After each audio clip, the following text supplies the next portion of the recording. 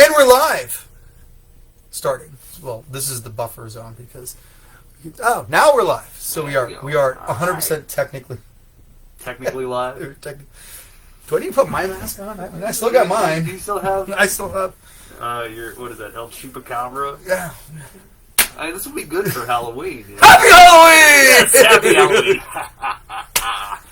Halloween. So this is an official From Russia Kid of Darkness mask, Mr. Guy at Gold Coast, who went in with, I do believe, a fake one. So I hereby challenge you to a hardcore death match, and the winner gets an official Russian hate-wear mask.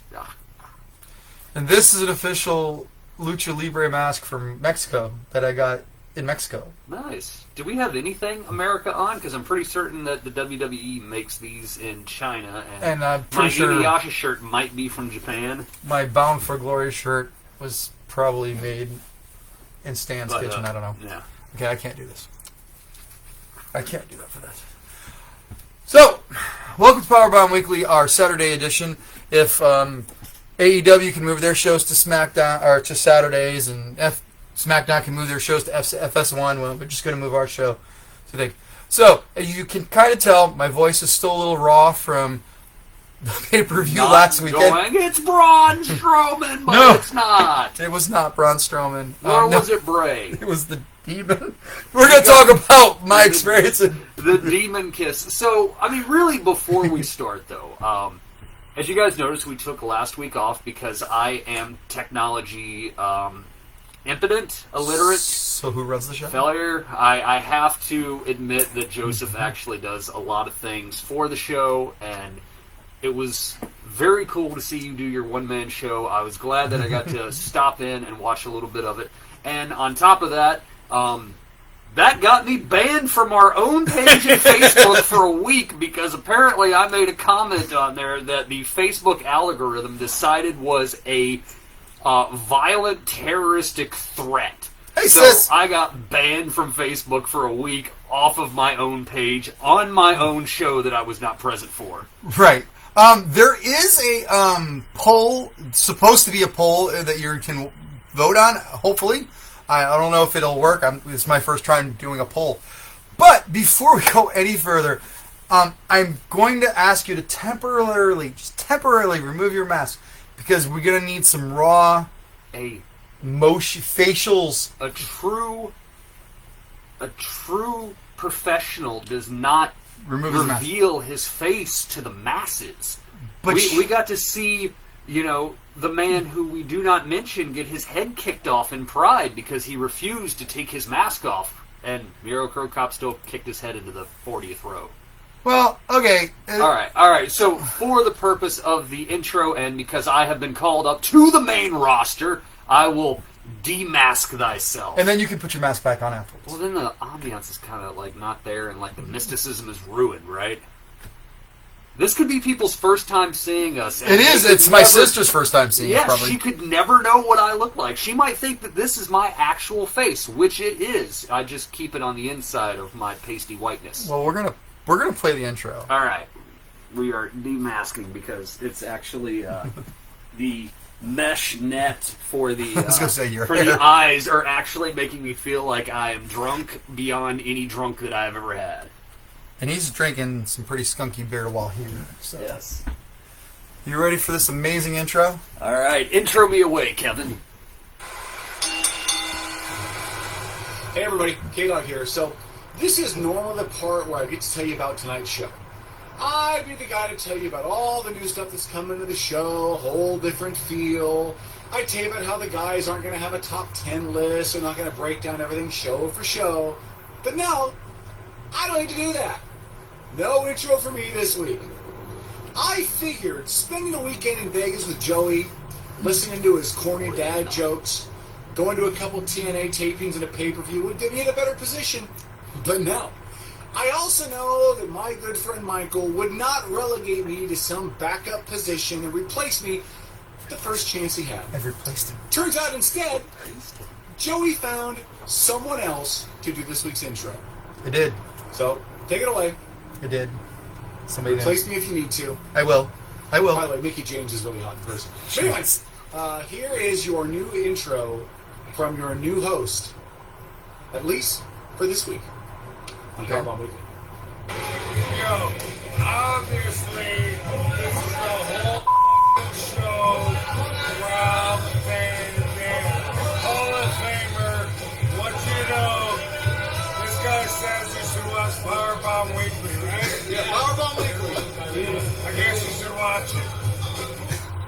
My God. I still can't believe you guys replaced me with Rob Van Dam. You're gone! On with the whole effing show. You got Rob Van Dam to say the name of our show. I did. He's not watching, though. No. No. So, you want to hear the story? The people need to hear the story. Right. So, on Saturday night, well, before we go any further, we're doing this for fun. We're doing this for Vince's money. Yeah, because Vince has all the money. And before we get to the memes, well, I'm going to keep this on the background while we talk about Rob. So Saturday night, Friday night, Saturday was my birthday. That's the night of the pay-per-view. So Friday night. How's our audio? Just give us a thumbs up if everything's coming in good. So Friday night, we decide that Joey's going to take drunk Joey out of the box. Joey, I have not drank alcohol in probably 5-6 years. It's my birthday. We're in Vegas. I'm like, okay, fine. We'll do some drinking. Happy birthday, by the way, Thanks. Joseph. So before we start drinking, I was like, okay, let's walk down Fremont a little bit, and then we'll walk back, and then when we get back to the Strip, we'll go ahead and we'll start taking some shots of tequila. Right before 6-year break, and you decided that we're going all in with tequila. Tequila was the one to start with. Yeah, and in Vegas. So remember, you are married with children. Yes. Oh, everything's fine. Okay. So one of the things I wanted to do while we were down there was eat at Dick's Dive Bar. Okay. Where they make fun of you and yell at you. Yeah. Yeah. So there was one in Fremont. So like, well, let's go check out to see if the one in Fremont is open, and maybe we'll come back here when we watch Monday Night Football. So we go around the corner at the end of Fremont, and there's a Dick's Drive-In, and I look to the left, and there's a toy store. Gotta go in. They had original G.I. Joes in the box, Star Wars in the box. They had original, remember the rubber Hulk Hogan's Hillbilly Jims? Oh, yeah. They had those still in package. You know, Christmas is coming up $600 soon, bucks. But it's Christmas, so where is my gift on December 25th? Yes, Dick's Last Resort. Thank you. So, well, I'm not sure what the barfy face was, but whatever, sis. So, apparently she's not a fan. Apparently. Or maybe of tequila. Oh, probably the tequila. All right, so you're in a toy store. So I'm in a toy store. It's expensive. There's a lot of expensive toys. Right. Kevin actually bought a baseball signed by the Mariners. You can get that here. Not this one. But anyway, so I look outside. I'm like, I'm seeing way too many things that I want. They had one of these graded for a 9.8, and I wanted to see how much they were selling it for, just kind of get an idea of how much mine needed to be worth. Okay. About $100. So That's fair. I'm like, and there was, I went outside because I heard this street performer and this girl, and it sounded kind of funny. So I wanted to see what was going on. I go out there, and I see Rob Van Dam just outside. Because Rob looks like one of two people who look like this. He either looks like Jean-Claude or it's Rob Van Dam. And so I'm like, You're meeting one of them. and I'm like, there's no way that's RVD. There's no way. And then some guy walks like, oh, RVD! And he's like doing this, and they shake hands, and I'm like, oh my gosh. I'm like, hey, can I get a picture of you real quick? He's like, whatever, whatever. So I took the picture, and that's the one I sent to you. Nice. And then, I thought you were at like an Impact. Right. Like you were there at the Zone and he was doing no, stuff. this was this was on the strip. Well, in Fremont, which is off the strip. But anyway, so I'm like, and I know Kevin is also a huge RVD fan. I'm like, Kevin's trying to buy this baseball. I'm like, Kevin, RVD's outside. He's like, whatever. I'm like, dude, the whole effing show is right outside. I just took a picture with him. He's like, dude, don't. It's a performer. I got you, whatever. And then the girl behind the counter goes, no, actually, he stops in here all the time. what? Can I hold this, please? She's like, yeah, go ahead. And so Kevin got the pictures of RVD, and I'm like, hey, can I ask one more favor for you? He's like, what, man? I'm like, could you do a video? I do a podcast, Facebook show, and could you just, like, give me a shout out on it? And he's like, yeah, fine. So he did, and then I recorded it, and it was free, didn't have to pay for it, no cameo fees, and I'm like, I'm guessing you got Rob when he was about 6 joints lit probably, into the night. Probably. He looked rough. And I watched the video back, I'm like, he looks way better in the video than he did in real life. So I didn't want to tell you, I wanted that to be a big surprise. That's why I had to have your mask off for that. No, that's like, but still my heart, you know, I don't know what to say other than that's awesome. Thank you, Joseph. Thank you to Mr. RVD, the whole fucking show. That's why I beeped him out. Yeah, but I had to say it for him, man, you know? All right. Just before we go into that, I got to ask the question. Yeah. Right? What is your favorite RVD moment or match? I loved playing him on N64 and throwing the chair up and doing the Van Daminator. The Van Daminator kick, nice. I think overall, with Rob's illustrious career, obviously, the ladder match with Jeff Hardy at SummerSlam when he came to WWE, that was good. But ECW Rob was a whole different animal. Right. It was at the peak of his athleticism, I truly believe. And I think the match he has with Jerry Lynn, where he knocks Jerry Lynn unconscious and tries to pick him up and put him back in the ring, and Rob's like, oh, he's unconscious, is one of the most stellar, spectacular matches that you might ever see out of the Rob Van Dam catalog. It's probably one of the premier ECW matches that you guys can watch. So, heaps of praise unto RVD. You're one of our personal favorites, I would say. It's a shame that you're not in the talk of the Mount Rushmore, but you are the fans, one of the fans' top favorite wrestlers of all time. For anybody who's seen wrestling, they go, man, RVD. And Kevin did ask, hey, you're going to be at the show? And he's like, nah, man, nobody's contacted me. Kevin didn't know Rob Van Dam and Impact had a very rough ending with the whole girlfriend, wife, not paying people. Oh no, this was recent, where he was having the girl come out and twerk with him all the time. But he was like, I didn't know, maybe it'd be a special entry. Rob Van Dam does live in Vegas. He's local there, along with Ryback. We did not run into Ryback though. Thank God for that, because he probably would have charged you $500 just to take a picture. So let's go to the 2 memes I picked out for the week. We've had a lot of good memes. Remember, we had a week off, but we really haven't had a show for like 3 weeks. And we're not going to have a show next week. I'll be at Disneyland. You know, I wanted to talk about this because Joey, as you have seen on the Facebook, is like, we're changing the format. I'm like, again? I was like, is our new gimmick for the show that we change the format every week?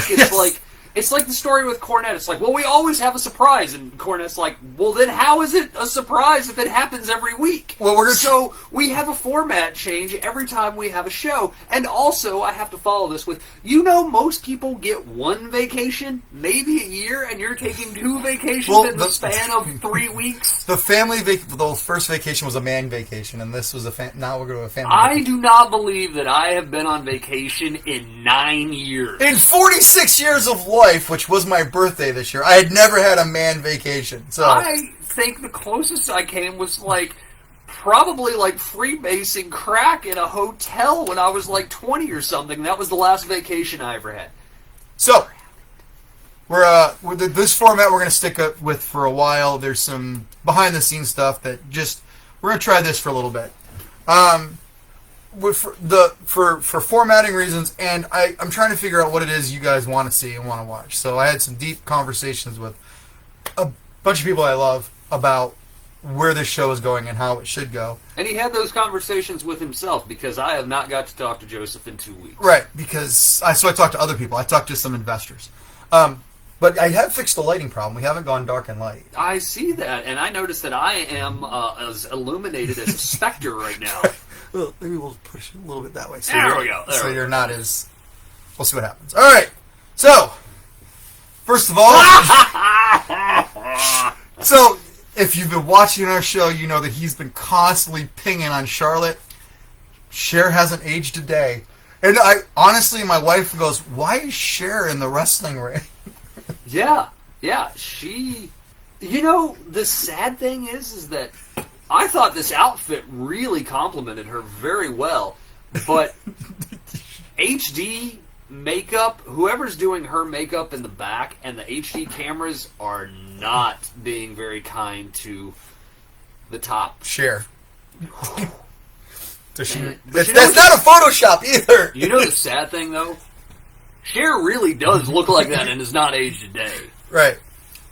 She just had a lot of plastic surgery. And then the outfits just get more and more ridiculous. I saw something that somebody posted. I have two comments on this. One, do we remember that Charlotte also was dressing up as Cruella de Vil for a while there too? Which is interesting that we have this going on. Yep. But also, somebody made the comment that essentially Seth is Raw's Joker now. And for some reason, the fact that I cannot tell you what Seth's character is, because when he came back and I thought this Embrace the Vision thing, and he was going to be, I'm going to be this leader for everyone, and then he kind of like went in this weird path. And went nuts. The Joker thing is kind of starting to set with me fairly well, and making it make a little sense of the fact that Seth's character is, he's just freaking nuts. Yes. The way he laughs, the way he just...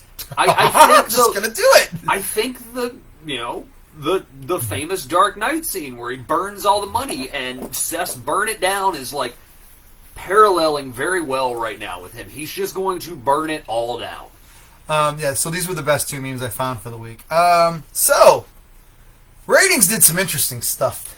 We had some ups and downs. AEW lost some audience, then they gained some audience, and then they posted the low, which is, I love that in 3 weeks of like Rampage or whatever it was, or maybe a month, they're like, Rampage hits its lowest numbers ever. I'm like, it's been on the air for a month, people. Right. Let's ride this out. When they drop to like TNA numbers of like 125,000 people, then there's a problem. They're still hitting over 500,000 views. But so Raw pretty steady, 500,000 to almost 2. NXT is like level. They're not going to get out of the 6. They're going to hit that. They'll hit 7 once in a while. Dynamite, you got 1 million, you got 1 million. You put it on Saturday night, you lose 300 to 500,000 people. Yeah, and they can't help that. It's not hockey. Yeah, hockey. It's sports. Impact. Yeah. I'm going to tell you that the next 3 weeks of Impact are going to be amazing. So, having watched what happens, they are in front of a live audience and they care and they wanted it. And we're going to talk about the pay-per-view that I was there. I know you didn't see it, but you're just going to see some of Uncle Dave's number stars. Okay. And then you got SmackDown, who goes to FS1 and loses 1.2 million. Ooh. Ooh. They lose 1.2 million for not having Fox. I mean, I assume they were watching the World Series instead. Well, the question I've always had for this, and I don't know enough with Nielsen and stuff like that, and I'm sure Bish and some of the other people have talked about it, but are these are household numbers, right? Yeah, I'm not 100% sure how it all works either. It's not like Buffalo Wild Wings airing things like that. This is household Nielsen. We've got Nielsen box rating things going on, right?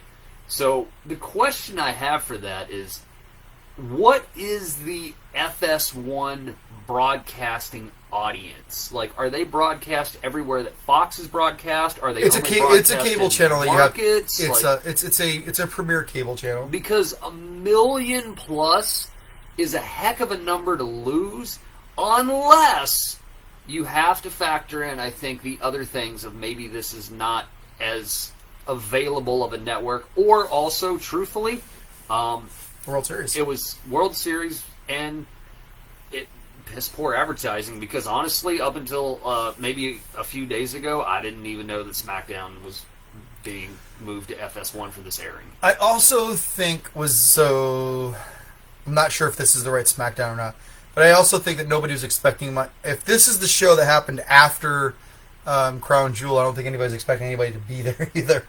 That was also a rumor, was that they might not make it back for a show in case there was any kind of travel delays. So I'm not sure if the 21st... the way when they start and stop the week is kind of different. So, but I do like... since we're talking about ratings... So Tony Khan was all super happy because, and I almost I couldn't find it. I saw the meme, but I couldn't find it again. But Tony Khan was like, we beat SmackDown in the last quarter hour in this demographic. Yes, I've seen this as well. I believe this might be on our page as a news article. And then, so somebody posted the meme that I wanted. So it was Jacksonville versus the Chiefs. And the score it says, congratulations to the Jacksonville Jaguars for winning 13-28. And we say that the Jacksonville won because they had a score of 7 in the fourth quarter when the Chiefs had a score of 0. That's pretty good. That's pretty good. I mean, then the SmackDown replay on FS1 beat the last Rampage. So. Yes. And the thing with that, too, is that I mean, it's good to be proud that you're beating the competition who said you're not competition, that knows that you're competition. But the thing that's really interesting with that statement that he's making is that he's also beating their main event. Right. You know, your main event should not really be in trouble with your not competition. Right. And the main event was a combination of 2 women wrestling. Oh no, it was the triple threat. It was that, yeah. And Brock Lesnar's segment. Your biggest star ever. I apologize. I'm picking paint off my arm. So ratings were interesting. It is, but you know what? I know you don't have this queued up, but we need like a monthly, like an end of the month kind of rating thing to kind of maybe go back to forth, or maybe last month's. It is a month. Oh no, so this is month. I apologize, but maybe we need like a month-to-month kind of comparison to kind of show. Okay, last month to this month, what is wrestling overall? So should I do like take the 4 weeks of August and do an average? Do the 4 weeks of September an average? Yeah. Okay, I can do that. Like an average. Let's go look at the last 3 months worth of Averagely, how many people are not watching wrestling? Right. Kind of busy with friends, but wanted to swing in and say hi. Hello, Marshall. Thank you for taking the time out. Please go back to the beginning of the show, and you can see RVD call us out. I didn't think you'd be that happy about it. You were like, that's validation from a Hall of Famer. That was something the kid was like, I can't believe he's actually wearing his ring. And I said that to Dad, and he goes, well, why wouldn't he be? Yeah. I mean, who else didn't Sunny hawk it so that way she could get blow or something? Or blow somebody to get the ring? Or, yeah. So, Bound for Glory. I was there. So, I think that Impact, being in front of an actual paying live crowd, they stepped it up. I'm going to tell a couple little stories here and there about this pay-per-view and the taping a little bit. So I'm not going to try to take a lot of time on it. That's fine. But I want you to tell your story, but I do want to comment something and just make an additional statement. I've seen TNA and Impact and everything else live many times over the years. I've seen them in some pretty dab buildings, honestly, just going to a show, right? The live environment, compared to what was being broadcast on television, is such a different environment. And I just don't mean that as in, like, being in love with a live show. Because, you know, sometimes, like, if you equate it to bands or even a play or something, you might go see it and you're like, oh, they kind of suck tonight. Or, oh, my God, they're so good live. Like, they're better than what they are on the album. Or they're just as tight as they are on the album, you know? Or maybe you saw a different cast than what's normally being broadcast, right? But TNA, before, you know, during even Dixie and Russo and all this other stuff, appreciate the love. Their live show was just so good and so warm, and, you know, Don Callis was there hawking deals for T-shirts and all this other stuff. So it was like, I agree with you that their live environment is a much different projection, and I do not understand why they can't capture that to television. Because one, 10 years ago, it would have been a much better show. Mm-hmm. And two, they'd probably grow their audience if they could just figure out how to get that magic to happen on live television. I'm gonna actually plug the microphone in so that maybe they can hear us better. How's our audio now? Because I'm like trying to talk into it. I was just looking. I'm like, where does this cord go to? I had everything You set probably up. just killed all of our audio by plugging it. Is this thing got an on button? No. Hello? Anything? Hey sis, if you're still watching, tell us if you can hear us Somebody- either better or not at all. And Marshall, I know you're with friends, but why aren't your friends watching the show with you? Wow. I will say, so for Bound for Glory, we were for the pay-per-view, it was pretty cool. We were up in the stands a little bit. It was about the equivalent of about 8 rows, and we were like over five and up 2. So it was about an 8-row difference. Okay. But we were in the corner. We saw it. But when we went to the tapings the next day, I mean, you've seen the pictures. I've posted them. We were like in the corner. We weren't on the hard camera side of the camera, unfortunately. But I was in the front row. We were there and seeing some of these shots. They were very tight. They were so much tighter than some of the things we've been seeing on NXT and SmackDown lately. But the atmosphere. So for over a year, Impact has been in its own little warehouse with friends and family, kind of like the NXT crew. These were people who were there for a reason. It was loud. The chants were good. I had signs, which we're going to get into later.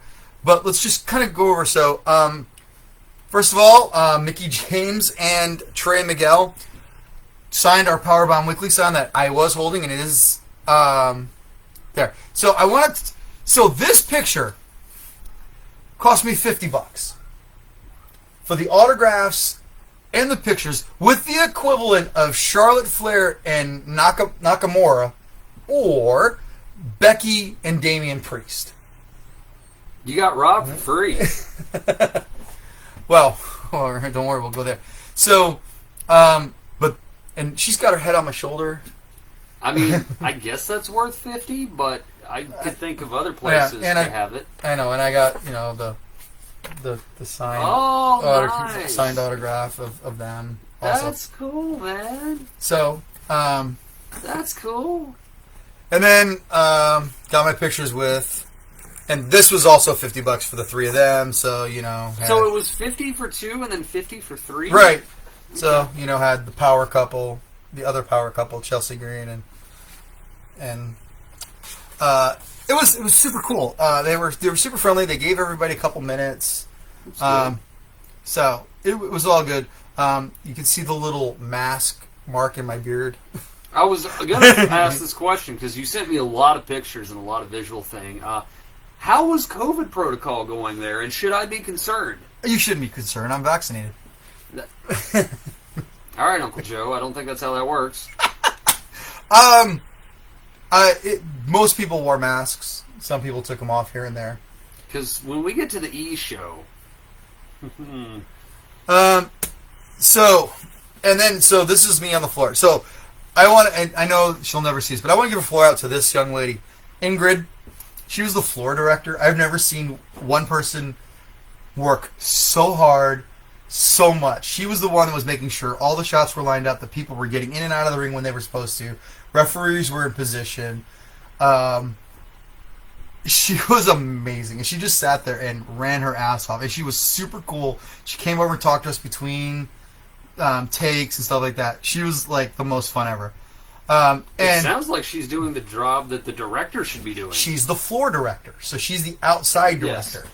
So she's giving the signals to the referee. And Josh Matthews, before the show, came out in his Oregon Ducks t-shirt. He almost kicked the guy about 4 people down from us because he was being drunk and belligerent. He's like, "That's your last one. Next time I'll ask you to leave." But he came out just schlubbing it in shorts and a sweatshirt before the thing to just make sure everything looked good, and then we never saw him again. The funny thing, though, is that his hair is very immaculately styled, though. Right. He has got a lot of product in that hair to keep that faux hawk going.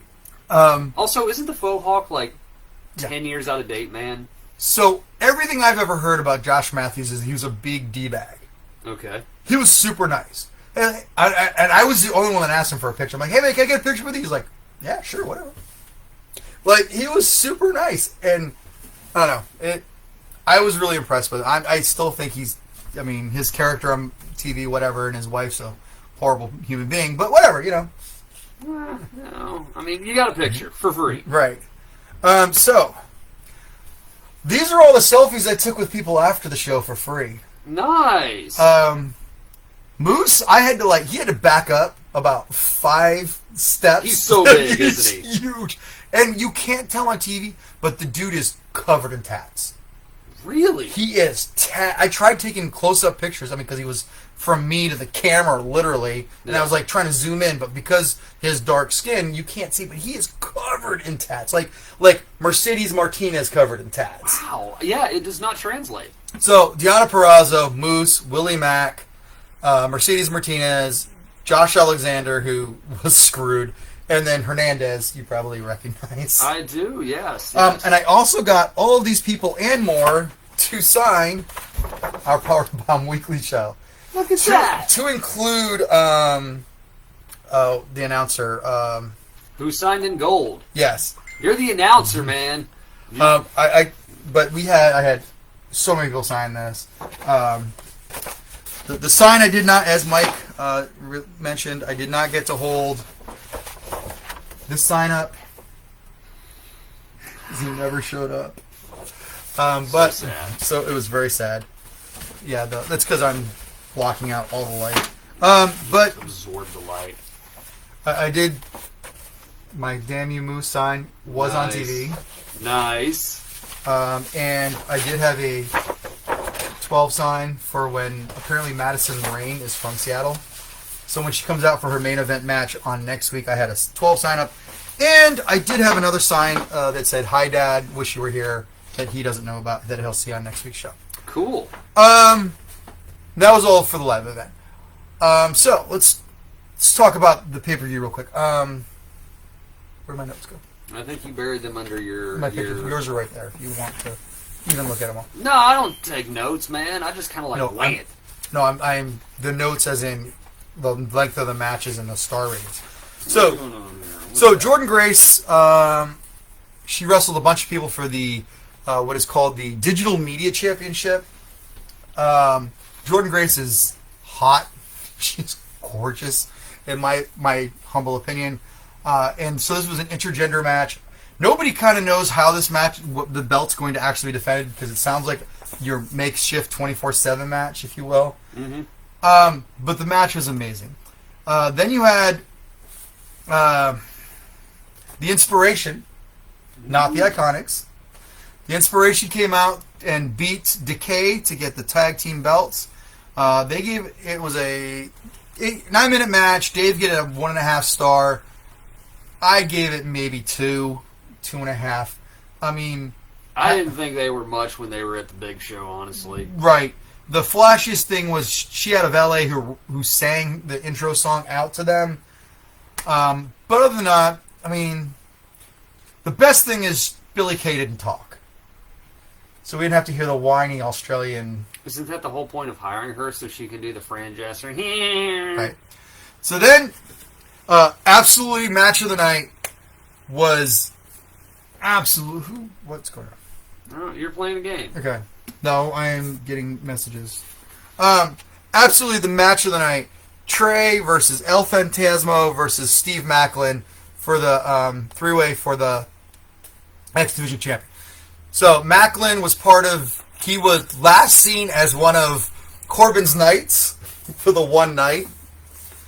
This man has got being a quiet, tough heel down. Amazing. And he had so much heat on him. It's so amazing.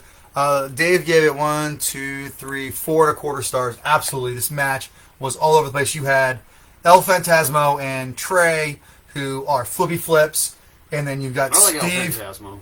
and then Steve, who's just power grinding. So Trey Miguel's new, so he was part of the Rascals who broke off in MSK, and he stayed there. So his gimmick now is Spider Trey. They call him Spider Trey. He's basically like Miles Morales. He comes out, it's dark, he spray paints a tag, just like in Spider-Verse, and he's kind of got some spidery looking leggings, and he just is all over the place, like a spider monkey. Dude is amazing, super awesome. It was a great match. I can't even tell you how. So then there was Heath versus Diener and Joe Deering, are basically VBD, Violent by Design. And the question was, will Rhino show up to help Heath? Will Rhino show up? When I got to the casino, 2 hours before the match, and before we ever lined up for the show, I saw Rhino in the bathroom. Did you? So I know he was going to be there. Tell me you were not one of the fans who tried to ask him for a photo in the bathroom. Absolutely not. Okay. And so Kevin was like, did you ask him for an autograph? I was like, no, I didn't want him pissing on my shoe. Here's your autograph. No, I left him alone. You just embarrassed yourself in front of McFoley. That's all. Yeah. I found the picture he signed for me, too. No, I did not. No, and then right before the tapings, I also saw, just before the show started, we saw Zack Ryder, or as he's now known, his new name. He was in full wrestling gear when he ran into the bathroom, because apparently they don't actually have a locker room with a bathroom. Oh. The girls got the locker room with the bathroom, so. Yeah, sacrifices you Yep. make. So then you had the Call Your Shot gauntlet match. This is where everybody thought Titan was going to show up. The surprises were Rocky Romero from New Japan. Okay. Yay. Yeah. You had What is this list? I haven't seen this yet. Eddie Edwards came off of his injury. Good. I'm glad Eddie's back. Matt Cardona, that's it. Melina was there. Yeah, I didn't really get that when you sent me that picture. Right, and then But her being there got spoiled because they had somebody about a day or two before this was supposed to take place had caught her on a plane in the Las Vegas tarmac. right. Well, supposedly that was the same thing that was supposedly everybody saw Braun Strowman in LA in Vegas too. Maybe he was just visiting Rob at the toy store. Didn't I swear to you, I'm turning the volume down on I don't this. think you are. Apparently, I'm not. Because there's your volume button and it's like volume. No, see, it's apparently I have to turn this one down. There you go. Yeah, kill all, man. Kill all. So, now, but we got the demon. The WCW demon. So he came out and stood in the corner for almost the entire match. Because he's immobile. Right, he was. He couldn't move 25 years ago. So basically, the character Johnny Swinger was like, "Oh, I want your autograph. Yeah, I've loved you for years." So he gave him the autograph and then tossed him out of the ring. I hate Kiss. I hate Kiss with a passion. They're like my least favorite thing. Okay. So there was supposed to be and was booked for this match. Surprise! They got canceled at the last minute, and that was Bronson Reed. Yes, I saw that Bronson Reed got canceled. Did we know why? I No, can't remember what was said. They just said that they last minute negotiations failed out. Bronson Reed would have been awesome. Yeah, Bronson Reed should have won. Well, Moose ended up winning this. So, Yeah. which is basically a Money in the Bank match. Mm-hmm. So then, the Good Brothers versus a bunch of other people. Juice Robinson was super entertaining. So a guy behind me, he was like pretending to be the commentator and saying all those tropes that everyone ever says. It would have been annoying if it wasn't funny, because we've been when we've got those guys that are annoying. This guy was at least entertaining, and I kind of bantered back and forth with him. And then during this match, he started counting. Like, That one doesn't count. That one doesn't count. There's one. And I'm like, what are you counting? He goes, Doc Gallows never takes more than 3 bumps in a match. I'm I'm like, what? He goes, watch the last year and a half worth of wrestling. He never takes more than 3 bumps in any match. It must be in his contract. And during the taping, he took 1.5 bumps. So, if you watch Doc Gallows wrestle, apparently he never takes more than 3 bumps. I wonder if that's designed by character or if that's Doc's hurt. Right, because he is kind of up there, and Yeah. you know, all those years as Festus.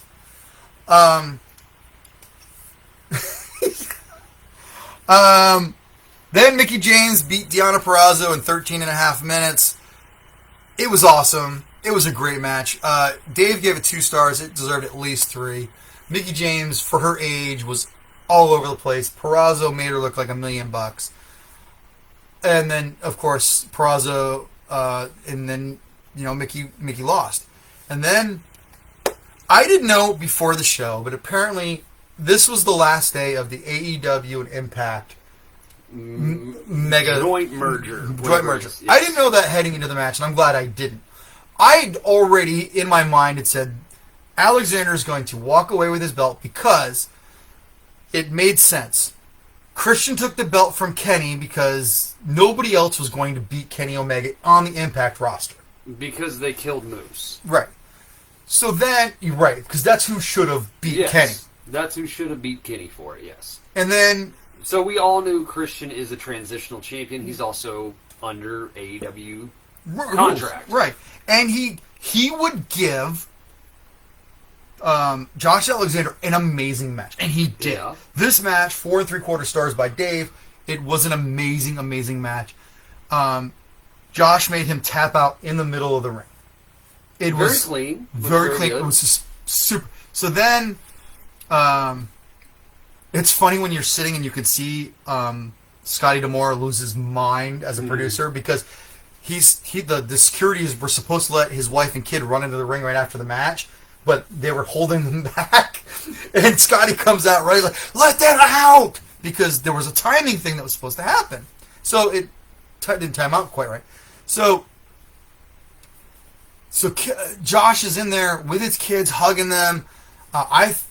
And it's like a feel-good moment. And then Moose comes out, hands in his little trophy.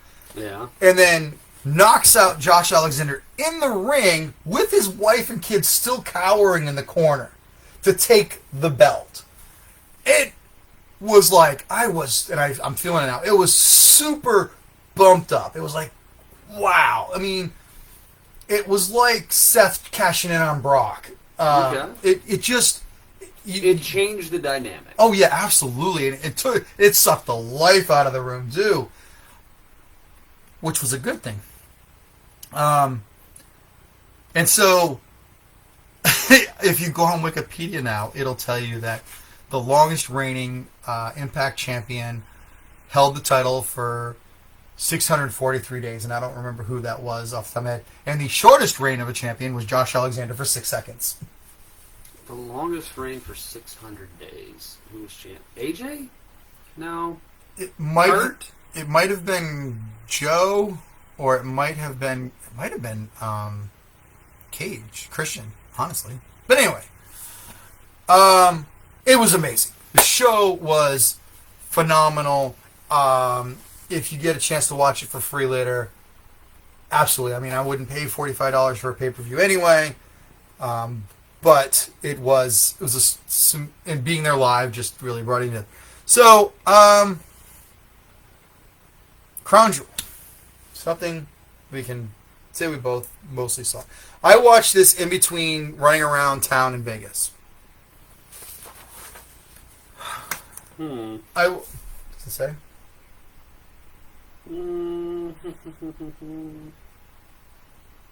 It was 256 days is Bobby Roode. Okay, that's right. I guess I had my number. Bobby I was dyslexic. Roode. So, Crown Jewel. You ready to talk about Crown Jewel? Not really. Okay, but we're going to talk about Crown Jewel anyway. All This right. was one of the best pay-per-views WWE's put out in a long time. Was it? It was. It was too long, but it was. 4 freaking hours. I had some serious issues with some things, but I had some things. So, first and I had a foremost, lot of issues with this show, and it's not just because I'm a super negative guy, but I had a lot of issues with this show. Okay, so you start with... No, you don't, because I did not get this. No, I'm sorry. You start with Edge and Seth Rollins. You do not start with Jimmy and Jey Uso, who the bloodline is in the curtain jerker. Right. Explain that to me. We start with Edge and Seth. The match was amazing. The match. Edge has never looked better. Edge has never looked better. Edge has looked better before. In recent time, look, I'm going to compare this to him with our... I don't see the same thing that you see about Edge not being as good as he once was. I will say that this is... Him and RKO for the... That was horrible. No, it wasn't. It was just... That match was DOA because Vince wanted to book it as the greatest wrestling match of all time, is what it was. And it wasn't, but I thought it was a fine match. I thought it was a good match. His match in New York with Seth was... that one was a little iffy. The WrestleMania match I thought was fine. I thought his other matches were fine so far, but honestly... This match was amazing. I wasn't really much on this, and maybe it's for this. 4 3/4 stars, I agree. One, a cage match, a Hell in a Cell match should not be your opener. Now, this is the old wrestling in me, but how do you go from that? No, I agree with that. How do you go from Hell in a Cell, the most brutal, deadliest match that the WWE can produce, to Mansoor Mustafa Ali next? Explain that to me. You don't start the show with a cage match, okay? So that's one. TNA, as we talk about, proved this when they went to Monday Night War and they started with their stupid Bubble Thunderdome match, and it basically killed the entire audience for them for the next 10 years. I did not think this was as hype as what it was, and maybe, again, it's the old in me, but no blood. You have a cage match with a guy who literally committed a home invasion to the point that you told your wife to not go home and had to call on people in other companies to come protect the homestead. And you have Crazy Rollins, and Edge says he will, and the announce team made sure to recycle this every chance they could, that he would leave a scar on Seth's soul that would not heal.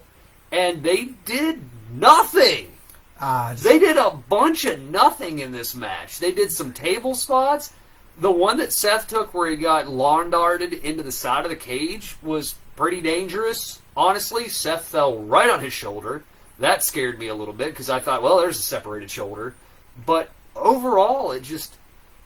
I didn't feel that this was that. And honestly, the ending of it, Edge won because Edge had to get a win in because he hasn't had one really for a while. But both of these guys are going to Monday Night Raw anyway.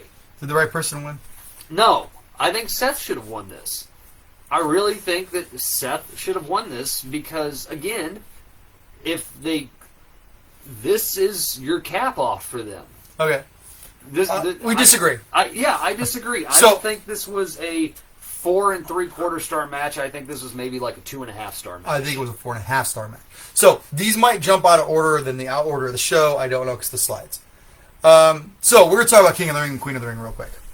Okay. Why in the goddamn blue hell is Zelina Vega Queen of the Ring, other than the fact of somebody is clearly taking the piss out of me because I pointed out that for 9 weeks straight, Zelina Vega hadn't won a match. Okay. And then she started to win a match, kinda, and then she lucks herself into being in the finals for Queen of the Ring. They screw up and let Doudrop beat Shayna Baszler via her fatness. This is not a joke about her weight. She literally won because she rolled back on her and pinned her because Shayna Baszler could not get her off of her. Shayna Baszler pinned herself. Okay. Also, as it has been noted, this match, where are we at on the card, is 5 minutes and 50 seconds. The match is longer than the entire tournament took for the women's division. Problem. Equal problem. Doudrop who should not be over in this country, was getting cheered very heavily in Saudi Arabia. And Zelina Vega won. Okay, so I have They just... did cheer for Zelina Vega too, don't get me wrong. When she came out, they cheered. So, But they were cheering for the pansexual heavy girl okay, so in Saudi. so we're gonna back. They kill people there for that. So, couple things. I was talking about this with a guy in line at Okay. Bound for Glory about this, and Kevin had some thoughts too. So, Okay. So, first of all, absolutely. Why did I pose the question to the person in front of my line and to Kevin? Why is the woman who only had 3 wins, which were the first round, the second round, and the actual winning of the crown, the only 3 matches she's ever won? Who Dad earlier pointed out to me was fired from this company, Yes, for her. I don't And want to give you the rights to my Twitch account. but brought back in last minute. I Yes. completely forgot that she'd been fired, but now she's quitting the ring. Well, here's the problem. First of all, you have her opponent, Doudrop. Doudrop was no-selling Shayna. So you've built her into this little monster.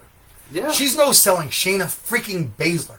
Now, we all knew, and I talked about on the show 2 weeks ago, there was no way Shayna Baszler was going to go to Saudi Arabia because she's a very out lesbian, apparently. Or bisexual. Lesbian. She's a lesbian. Okay. Doudrop. Nobody knew that. How I didn't know that. the internet exists. Al Gore But invented she- it 30 years ago for us. But she is not advocating. Apologies. She doesn't advocate like... Her shirt that says Doudrop is in rainbows. I did not know that. I told you when I told you that they gave her the nickname of I understand. fat lesbian who tries to pick up straight women at the gym. Urban Dictionary. I know this. Doudrop. I know all that. But I did not know that she was... So, here's what Kevin and the I other guy- apologize. I do believe she's bisexual, not pansexual. But I can't remember off the top of my head. Anyway, the point is... Vince! No! Vince was not going to put the queen on a big girl. No. Zelina's prettier. I, Prettier. for That, what Vince would not have done that. Vince would not... Oh, let's give it to the big girl. No. Because Vince... No, Vince would not do that. Trish What are you Stratus, talking Tori... Okay. When His we're talking overly about, sexualization of women. when we're talking about the mind that is in the lower part of Vince's body.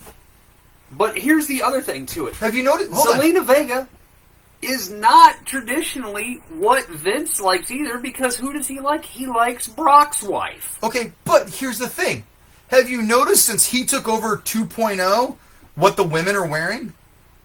Their tights are all the way up their butt again. They were wearing that. No, they weren't. They anyway. were actually wearing like... The only person who wasn't really wearing short shorts was Ember's Law. nobody wants to see Ember in short shorts anyway. Sorry, Ember. Sorry, children. So, all right, moving on. Moving on to, are we going to talk about Xavier? Yeah, we're Do gonna you talk have Xavier. that queued up? Okay, Xavier Woods. I called it. I think He you has should- a TV show, so naturally he has to be King of the Ring, and they have changed his name 3 times now. I did not like how he won. No, I don't like the placement in the card. This is match 7. You It's don't... super late in the card. This match was 9 minutes and 37 seconds. You- It did absolutely jack all for Finn Balor, You other do- than continue. I think they looked at Finn and went, there's still a little space to throw some dirt on there. Let's just bury him more. The guy who went 15 minutes and gave Roman Reigns one of the best matches in a while, and God had to interfere to make him lose, Yes. can't beat Xavier Woods' elbow drop And that's the other thing, too, is he lost clean.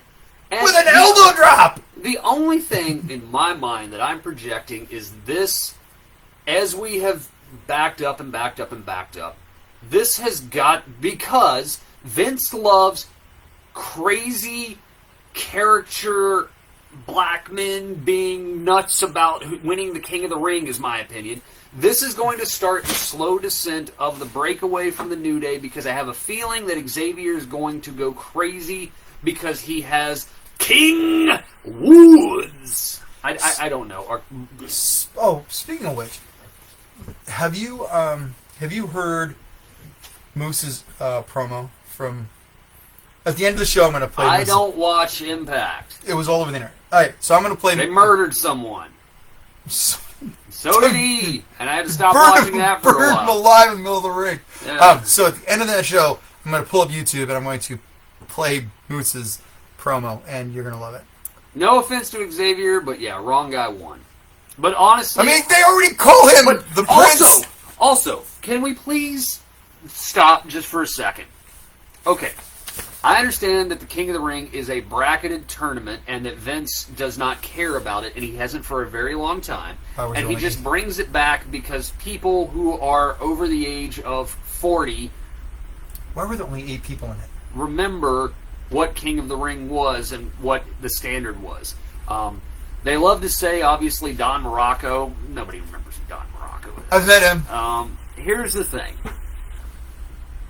Shinsuke is King Nakamura. Not anymore. But He handed it over. this is the new crown.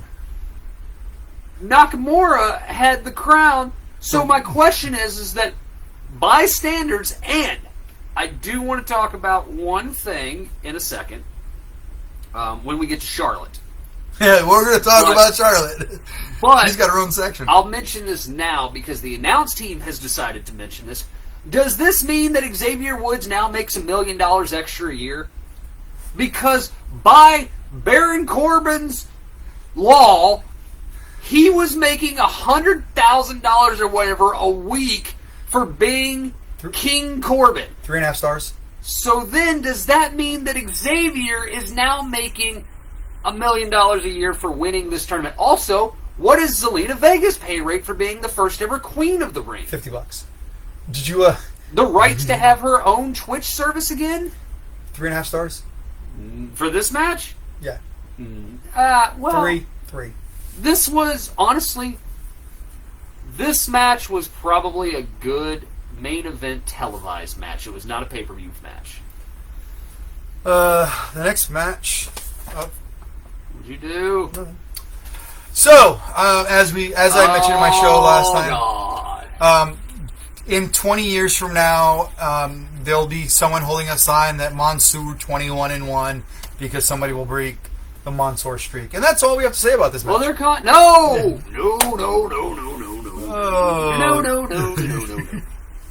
So, Mansoor and Mustafa Ali, who has come out and said, basically, Vince hates my guts and buries me whenever he gets a chance. 3 3/4 stars, 10-minute match. This was an okay match. I don't get Mansoor other than the fact of he's where he's from and is what he is. I'm not saying that to be derogatory to him. It's just, I don't think he's that impressive to warrant the push that he's got. Also, Well, now the crown jewel's over. He's gonna get buried. He's going to go back to chasing people in the 24/7 championship conga line, right? Right. Also, we have another blood feud that made no goddamn sense the entire time they did it. Of he was his mentor, he was his friend, and then he won him over, and then he turned on him, but then he didn't, but then he saved him, but then he didn't, and now they're fighting, and this was to cap off the feud. It made no sense whatsoever where this was at, other than the fact to say, hey, hometown, here's your hometown people. And apparently, if you are getting paid $100 million from the King of Saudi, you get to win in your hometown. Yeah. If you give Vince a bunch of money, you will win in your hometown. Because when I saw this, I thought, there's no way he's going to win. Oh, yeah. I was like, there's no way, because it's his hometown. And no, he lost. And then we had He's undefeated. how long entrance for the silver. You have a gold medal Olympian on your roster now, but we have a special run-in from a silver karate practitioner from Saudi who apparently had got his eyes Yeah. busted open in training at one point, and he comes down with the shawl and everything on, and they're selling this, and oh my God, who could this be? And he pulls the shawl off, and the crowd blows up, and me, as someone who loves the Olympics, and loves combat sports, and loves karate, and everything else, I go, Thanks, Joe Beth. oh, thank you. Oh, she's talking to me. Oh, okay. I go, who? Exactly. And then he throws a ninja kick and kills Mustafa Ali, and I'm like, Who? who? Is this a Tyson thing? And then they clearly didn't know when to go and when to get him out and how to do things 'Cause because it got he really built awkward. the crowd so much while Mansoor was leaving, and then he was I imagine production was like, go back and get him. And then they had to go back and get him and drag him out. I do appreciate Mansoor taking the time out to take a photograph with one of the people in the audience for a little selfie that they quickly cut away from. That was pretty nice of him. Also, can we talk about the children's? Okay, so I have a child. I don't like children. I like my child. I'm not a fan of children. You like my child. I like, yeah, but like, I'm good with kids, but I don't like children in general. Like, Right. No, I they're get- small, tiny animals that you have to corral and take care of, and typically, Practicals. yeah, and they just eat, and they're just loud in general, and they have no. What are you doing to make it keep going dark? I don't know, probably moving back and forth. You need I to stop with apologize. the whole. I'm very animated. I see that. apologize. I've been up for a really long time. There was like what I assume is the Saudi prince's, 37 children from his 50 wives sitting front row the entire time, and they were so distracting. Because did you notice at one point someone had to come over and tell them to stop doing like roughhouse stuff in the middle of the hard cam? Right. Well, it was. They were on their phones. No one, apparently COVID does not exist in Saudi because no one had masks on. And if they did, they were like this the whole time. Well, so. God, I wanted to slap those children and go, you have more money than I will ever know. And So- you're getting a show specifically for you. And you cannot keep your attention span for 30 seconds to watch your What- hometown so- hero win. So let me ask you, what would be worse? What was worse? What Okay. you saw? Do you remember the first two the first two crown jewels when you had all the princes and their couches and their chairs who weren't even facing the ring? Yeah, that was bad. That's why I don't like Blood Jewel. I watched it for the show. In fact, I believe the first two I actively did not watch in Right. protest for what I thought it was. The good story with this is Mustafa Ali donated all of his all of the money he made from this show to charity. The sad thing about As it he's is done every 3 years. that guy right there is actually really good and apparently a damn nice human being And a police officer. and a former police officer and proud of his heritage, and he will be chasing the conga line here come next week. Skip! My God, this sucks! Skip! Why are you wasting AJ Styles? AJ We've Styles got- is almost 50. See, it's gone. However, though, We've missed. also, can we talk about just a second of this real quick? Sure. I believe the Saudi crowd does not actually know. What- They what know is- that they're supposed to chant things. Or someone told them to chant things, or WWE got a hold of their audience. But they do not understand the "this is awesome" chant. I No. don't think it's translated well to overseas at this point. Because when it's quiet and boring and nothing's happening, they're They chanting were it. going, "This is awesome," and I'm like, no! The guy just did a clothesline. Not even a clothesline from hell. He just did a clothesline. They're like, "This is awesome." The only thing I can think of is that entertainment there is so low that just having what is... Maybe this is the problem. Maybe we're such cynical Americans that, the WWE has managed to produce what people believe are superstars overseas. So seeing them do their craft in a ring might mean that they are actually thinking this is awesome. This was not. but it was the best possible thing that you could do with Failberg. It was his best match. He had to win one. He hasn't won one in 4 years. He did not pull out a gun and shoot Bobby in the head like I was expecting. Which he should have, because he did promise to murder him. Bobby Lashley should have sued his ass. This match was garbage. We had another garbage blood feud match that had no blood in it at all. This should have had blood. This was not garbage. This was fairly garbage. The only thing that happened in this match that I went holy shit from was the fact that Goldberg got him up for a jackhammer and did not drop Bobby Lashley on his neck. You saw Bobby spring that jump way up high. Well, yeah. Bobby did the right thing and assisted Grandpa here, but he held it. Yeah. He actually held it. And seeing him do that, that's the thing with Goldberg, though, is that he has this aura about him. He showed up. Goldberg did show up. He said he silenced his critics. Nope, I'm still critical, man. I guarantee you our pal B-Rez has ripped you apart by now on his own thing. I thought it was great. I liked it. No, I didn't like this. It's made me feel like 90s Goldberg again. They did like next to no moves. They did next to no violence. The violence was very limited. It should not have been a full and it was basically Goldberg kicking the crap out of Bobby Lashley for 5 minutes. How long was this match? 11 and a half. This was an 11-minute match?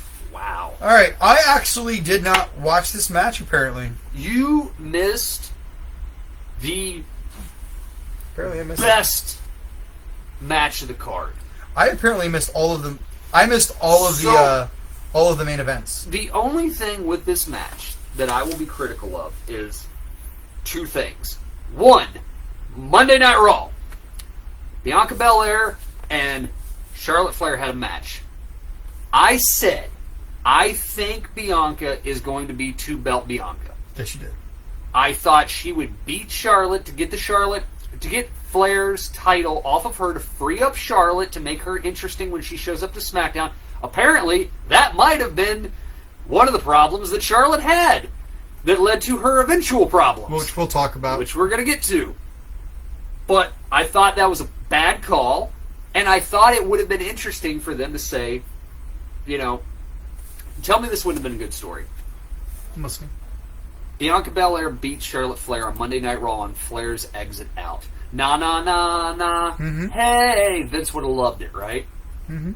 And she shows up, and the announce team could have been like, well, there's only the one belt on the line tonight. Bianca's belt's not on the line.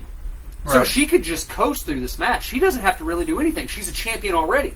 You know, come Monday night when the draft takes effect and she gets ported over, she's already got her title belt. But we know... Hey, I actually made the poll live now. I thought it had been there the whole time. But Bianca's character is not going to do that. But she's going to have to fight these two dastardly heels. Mm-hmm. And Bianca could have won this match and been a two-belt champ. And then we know Becky's coming over. Becky could have gone right back into the feud with Bianca and be like, hey, you know what? Would you like to be more... Would you be more likely to... Oh, that's the poll. Okay. So then you could have put her right back into the program with Bianca by saying, hey, you know, Sasha got put in this match. It was a three-way. That doesn't really make it fair. You know, blah, blah, blah, blah, blah. Foreign country. I had to wear a T-shirt.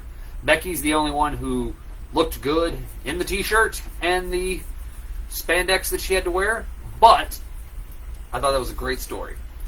The girls tried to have the, like, Balor, Cole, what was that three-way that they had? Was it O'Reilly? Rhea. They Rhea Ripley, Charlotte, and Becky. No, I mean... What I'm saying, I meant version of the match. They tried to have the guys match where they were, like, you could easily see... You couldn't easily see, I should say, but you could see the sequence of one person changes into the next one, who changes into the next one, and this person kicks this one. So, you know, this guy kicks this guy falls back, this guy runs over, does this guy does that, and then they change in and change out, right? I assume it was the T-shirts, and maybe the plane travel ride that kind of messed everything up, but they were a little off. But overall, this was a heck of a match that you missed. I recommend going and seeing this. It's Mercedes, who sadly says she will not be in Mando Season 3, but I expect her to show up in the Book of Boba Fett in a month. She looked really good in this match. Bianca did some amazing feats of strength that was really good. And you haven't seen SmackDown.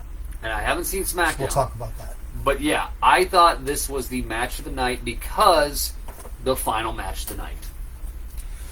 But before we It's not the final match of the night. I forgot about this match. So this was the most highest ranked match, according to Uncle Dave. Okay. Tell me about it. You didn't see it? How did you not see this? This was like one of the early matches. I don't know. Huh. Maybe I did see it. No, this was the second. After Finn Balor, I stopped watching, and then I only watched the Roman Reigns Brock Lesnar. Apparently, I missed the two. Huh. I don't know what happened. My Peacock messed up on me. Okay, so... Blame it on the Peacock. I'm sure there's a pill to help get your peacock back up. But I'll watch it later. Was this a good match? This was a really good match. This was a very good match. So tell me, how did Big E beat him? Clean.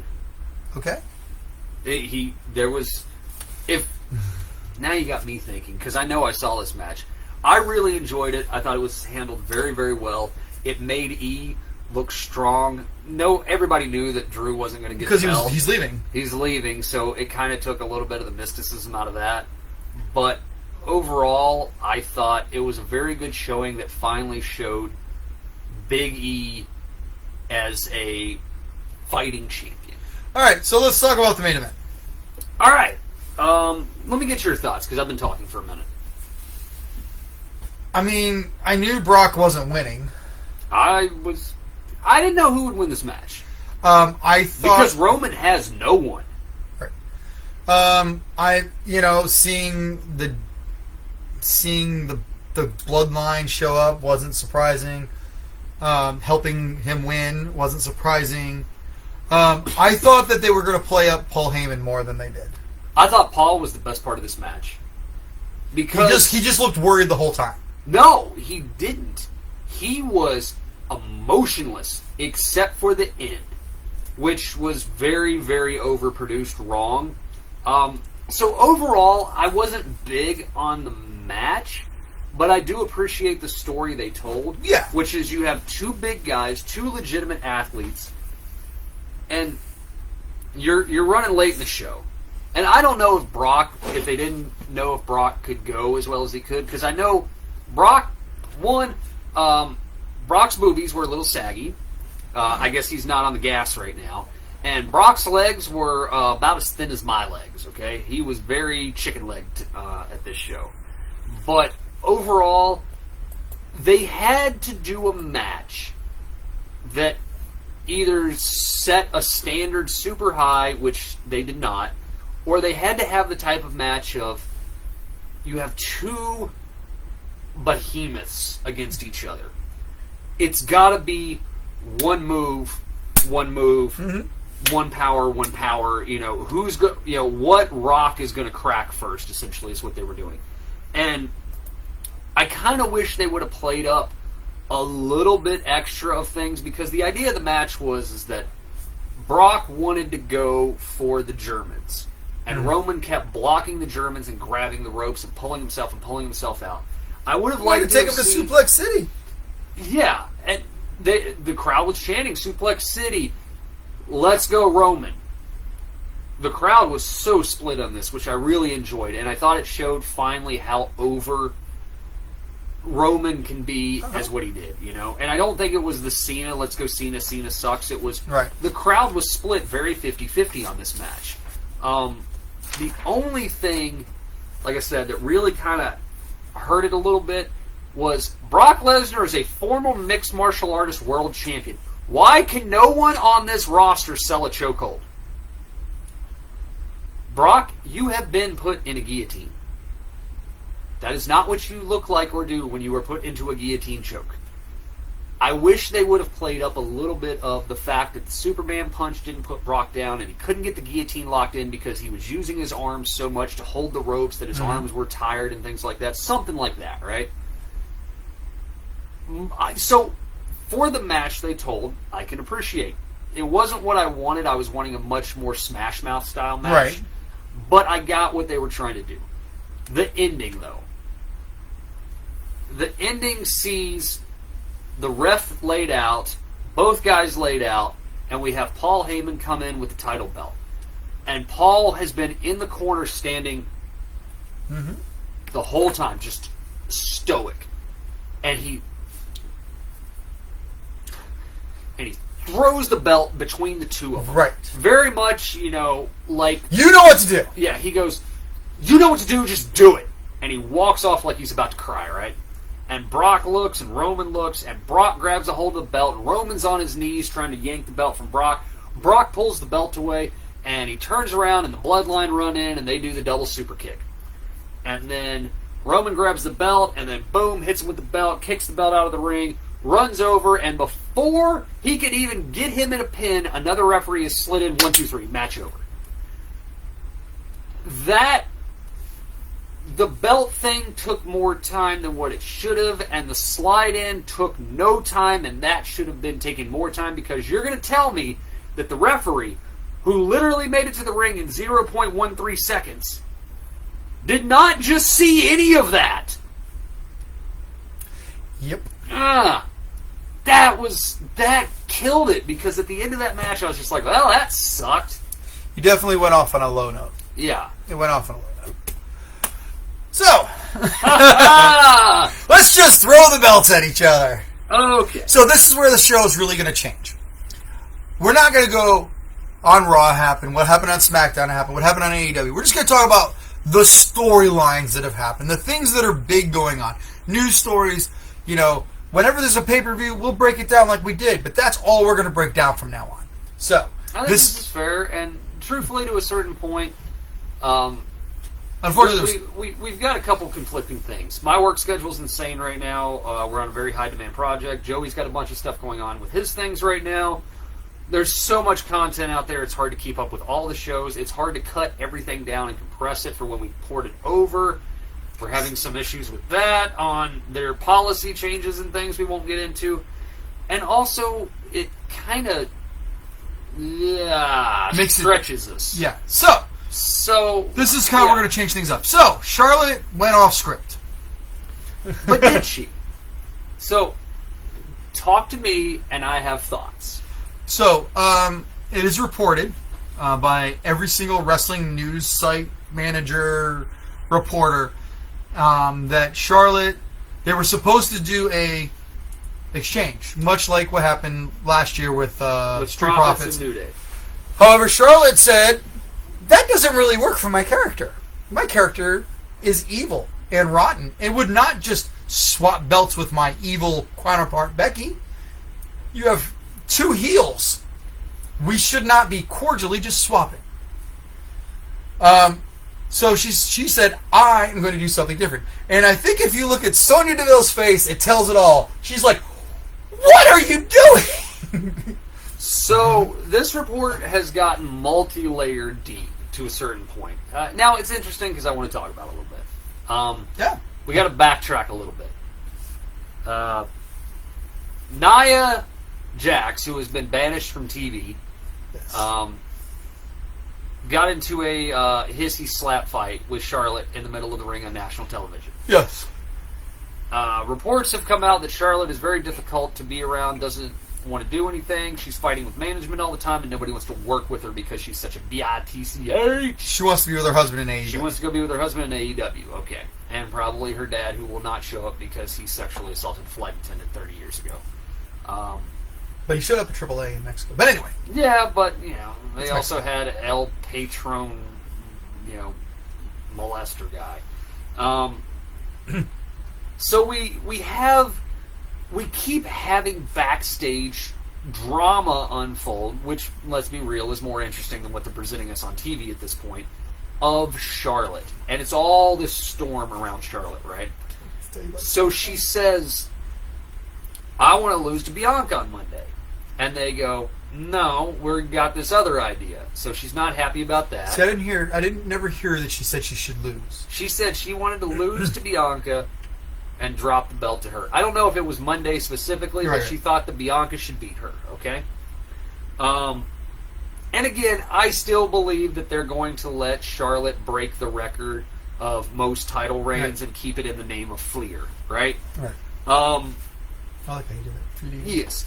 So then we have this incident that takes place on SmackDown. This is your main event, by the way. Your main event is a segment.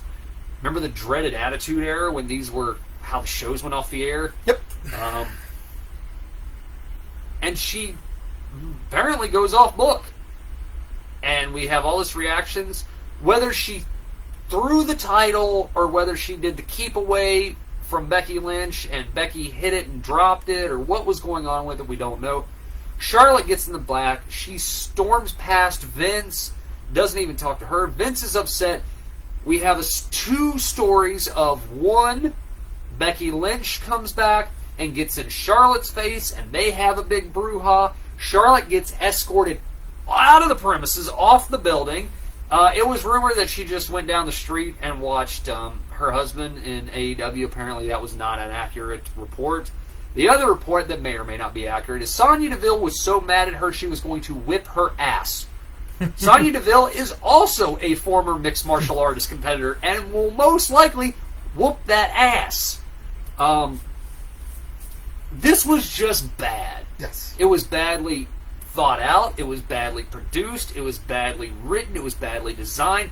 It also makes no sense why Sonya, who is sometimes in charge and sometimes not, but is also in charge of both the men and the women, who only really interferes in the women, who has just been presented as a heel management who beat up somebody else on the other roster, is just back in her normal business attire to do this title exchange thing. The best moment of this, the best moment of all of this, is because you saw that it had just gone off script. Yeah. When Sasha came out and Becky picks up her title and goes, you know what? This is none of my business anymore. She's like, oh, Yes. God, I'm out of it. Yeah. This is none of my business anymore. I'm going to take my Raw title and I'm going to leave. Let's face it, Becky, her heel character, she's just Steve Austin. She's just female Steve Austin at this point, which is what she needs to be because she's just as good. The thing with this, though, that I have to believe in a vacuum. This is wrestling. Whether it's real, it's fake, or it's being presented as one of the two. The thing is that how much of this is real and how much of this is real? Because does this not just make Charlotte Flair a want-to-watch monster heel? You don't know what's going to happen with her when she's in the ring. Is she going to get into a fight with one of the other girls? Is she going to go off book? Is she going to do something? Or her and Vince going to have an issue? What's going on here? Is she going to go to AEW? And does this not set up the champion v champion match at Survivor Series next month of Becky and Charlotte, if they both keep the belts for that long? So it was reported that they're pulling Charlotte off all media. Yes. So I was very interested to see what was going to happen on SmackDown. And when we get to that segment, I will tell you what happened on SmackDown. Something was vibrating. That was your phone. Probably. Okay. So I will, and when we get to the TV segment, we'll talk about what happened on SmackDown, because it's the only thing I watched from SmackDown. That's fair. All right. So when we're going to have a tournament, we're going to play along. You probably can't see this really well, but you can go to the AEW TBS Championship. Or you can check out our Facebook page, right, where we're going to have this up. So you've got your. We're gonna see who wins. I thought we were going to do the thing. We're going to do the thing when I'm going to use my. Here, I need to write. Don't do that. I'm going to use my. God, that wounds me. You don't deserve that if you're going to write on it. So Anna Jay from the 10 versus Jamie Hayter. I'm picking Jamie, who is. Am I getting a pin too, or no? Oh, sorry, I thought I gave you a pin. No. Sure pin. Is mine red, or is it a black pin and like a red? Oh. So Jamie is the one who's with Britt Baker. Yeah, I'm going to say Jamie. Okay. So then you have the Bunny versus Red Velvet. Red Velvet was the Randy stand-up. Yeah. But the Bunny, I don't know. They keep putting the Bunny in a weird place, but I'm going to say Red Velvet. I'm going with Red also. All right, so then All right, so we'll go back to the top. Thunder Rosa versus Jamie. That's Thunder Rosa every day. Rosa, is that going to the main? So that's now we're in the semi. Okay. Jade Cardwell versus rematch against Red Velvet. Jade is winning that, in my opinion. This is this one right here. Jade is the really. Yeah, I know. Yeah, probably Jade. Okay, so right now we're both have the same exact bracket. No, I picked Jamie over Anna Jay. I did too. Oh, okay. So here's where things are going to start getting interesting. All right. Nyla Rose versus Sheeta.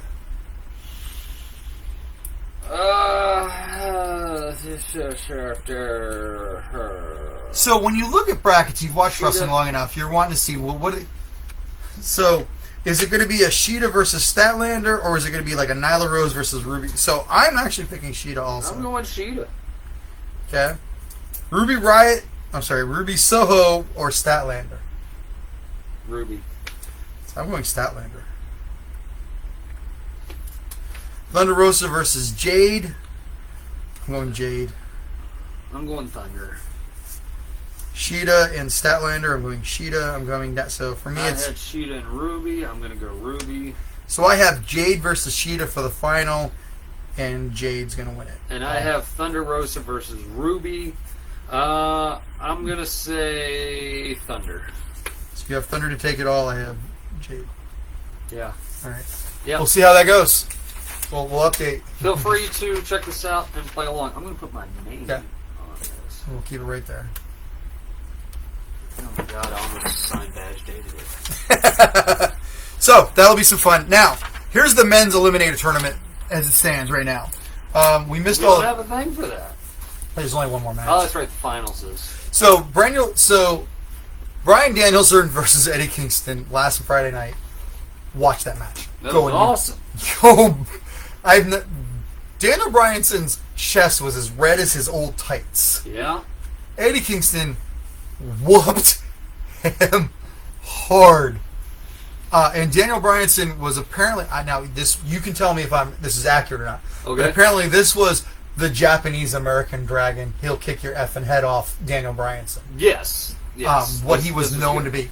Yes. No. This was Daniel Bryan as he has always wanted to be presented in the WWE, and they won't let him because Vince doesn't know what that match looks like because he's never seen it. And when he does see it, he doesn't understand it because people aren't doing drop-down, pop-up, leapfrog, clotheslines, hip tosses. Now, I'm going to have to go back because I haven't seen it, but I'm betting the Bryan Danielson versus Dustin Rhodes match was probably pretty amazing, too. I watched that, and that was pretty good. That was probably one of Dustin's best matches he's had in a while, and it's sad that we have to keep saying that. But I also remember that Dustin's had, 4 matches in 3 years? Right. And the best one was against his own brother. Yeah. Lance Archer versus Eddie Kingston, I guess. I didn't see that match, Eddie Kingston winning, I guess. From what I heard, Lance may have gotten hurt. So there was a botch, and Lance looked like he got hurt really bad, but I believe he did not get hurt, but he was very, very upset about what had happened. I don't like what they're doing with Moxley now. Moxley is just coming down to the ring, knocking out the dude. Like he knocks out a fan almost every time. Yeah. When he rips the thing apart, he's going down, making people bleed, because they're not really bleeding. Yeah. And then, so Moxley and Cassidy, who's fighting Brandon? Can we back up a little bit to this awesome promo that they produced for the Facebook between Ten and Mox, where they have Tony Schiavone doing a set down? Did you see this? No. Did I not share this, or did I watch it? Like, it was really interesting because... Are you being facetious? Or? No, I'm being serious. This was a great boxing MMA style thing that they did online, which I assume they've been doing for several of these things, but I only can recount this one. But they basically broke down, and Shivani's talking, and he's like, 10 was John's hand-picked guy to round out the Dark Order. Right. and they were showing clips of Brody initiating him and all this stuff. And then he was like, you know, out of all the people in the Dark Order, 10 is quite possibly the most... Second most. I was going to say underrated. Okay, I'll give you but that. has the most breakout potential because he's actually so physically strong and so athletic. And Tony's going into this, and they keep showing clips, and I just keep seeing him do the same power slam where he goes, rah! And I'm like, all right. And then I'm thinking, I was like, I don't recall a tennis match other than the one he lost. But they played this so great of, I did not know what was going to happen because basically they're like, and then there's Jon Moxley, and well, he just does whatever Jon Moxley wants to do. Right. And that's why, on your point, I say, yeah, this was just a Jon Moxley match. Yeah. He doesn't know how to do anything other than garbage at this point. So, how was... But he beat 10, which kind of hurt because, as I said, they had this wonderful video package of what could it mean if 10 took the whole damn thing. Well, it didn't mean jack shit. So, Moxley and Cassidy. This is where Moxley's going to have to... Cassidy's going to slow him down. Or is he just going to... How? Or is Cassidy Cassidy's just... going to get whooped up? I don't know what's going to happen in this match. Like, I'm personally... I really don't. I know, this is like harder to... Who's facing Daniel Bryan? That's what you gotta look at. You look down the line. Who's gonna face Bryan Danielson to decide who's fighting Kenny Omega next? I don't know. Because this is the thing. Okay. Like, this is let's I want to take a step back because I tried to look at some things differently. Right. And, you know, you kind of not cut me off, but we were running behind, so I picked up the cue of speed it up a little bit, right? Because I wanted to be at the show that I missed, because I wanted to talk about something I noticed, which was in a vacuum, and I use that phrase, I apologize, but outside looking in, if you look at the Goldberg-Lashley story, it's not a bad story. No, it's a great story. You have a guy who thinks he's God, and then you have an old-timer who's like, I'm the last gunslinger from a dead company who's still doing what I can do as physically as I can do it. You know, obviously Sting's in the other company, but I'm saying for the E, Goldberg's the last gunslinger. Right. Okay? And you messed him up, and he has to have surgery, and you messed with his kid, and he's going to come back, and he's just had enough. He's not going to have a wrestling match anymore. I'm just going to flat out kill you this time. Yeah. It's like, because we tried to have a wrestling match and you beat me up and you beat up my kid. Now I'm just going to kill you. That's a great story. It's, you know, if it played out a lot longer, a little bit more into it, things weren't what they were, great. This has that same style of storytelling, but it's also kind of subverted, subliminal? I don't know what word I'm looking for here, but Moxley has a legitimate thing of everything went to shit for John when Kenny screwed him. And and they made sure to point out that that allowed the cancer of Don Callis in. So Moxley has a legitimate point to be, I need to face Kenny Omega. And that's the focus of his rage. But you have Orange Cassidy, who has the same gripe of, I got screwed. Where's, you know, now it's Orange, so he's just kind of like, I got screwed, dude. No, whatever, you know. But he has the same story of, I got screwed. On the other side, you have Daniel Bryan. Bryan Danielson, whatever your damn name is. I had him. I had him, and because of We ran out of time. We ran out of time. But I had him. So you have got three people who all have a legitimate claim to this world title fighting in this bracket, and it all makes sense. And this is 6 months worth of storytelling. Yeah, this is great long form. Again, they've had problems, they've had misfires. I'm getting really sick and tired of seeing this past week when they did the costumes made me super upset. And I was just like, great, we're back to the same old shit that I didn't like about AEW to begin with. But it's once in a while. But when I look at this, I'm like, this is good wrestling storytelling of everybody vying for the top spot, and they all have a legitimate claim. So for that, I'm saying we're going to see Jon Moxley and Bryan Danielson is going to get his second shot. Because you can't waste Bryan Danielson at this point. He's got all the momentum in the world. I agree. Yeah. I think it's going to come down to Moxley. And so who you say you think it's going to be Moxley? I said Moxley will beat Orange. Moxley will fight Danielson. Danielson will take it. I think Moxley will beat Danielson. You think so? I think that he will just be that much more violent. I think what we're going to have is this. This is my future prediction. But here's the small storytelling. Uh-huh. When Eddie Kingston went off on Punk for the, so I think Kingston's not done with Bryan. See, that's the thing. Moxley could get his reset, and then Kingston could go back with Bryan. And that's the thing that they've been doing in AEW so great is, just because you don't get the title, they throw you back down one step down, which is just as great. Yeah.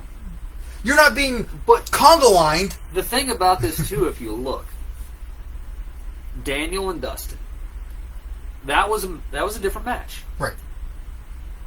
Bryan and Kingston. It's a way different. That was a different match. So now Bryan and Moxley is going to have a different match. Okay. So now you can have Shivani or the other people do the video package of being like, he had this technical match with Dustin, and then he has this ass-whooping match with Eddie, and then he has this violent bloodbath, because that's all John can do.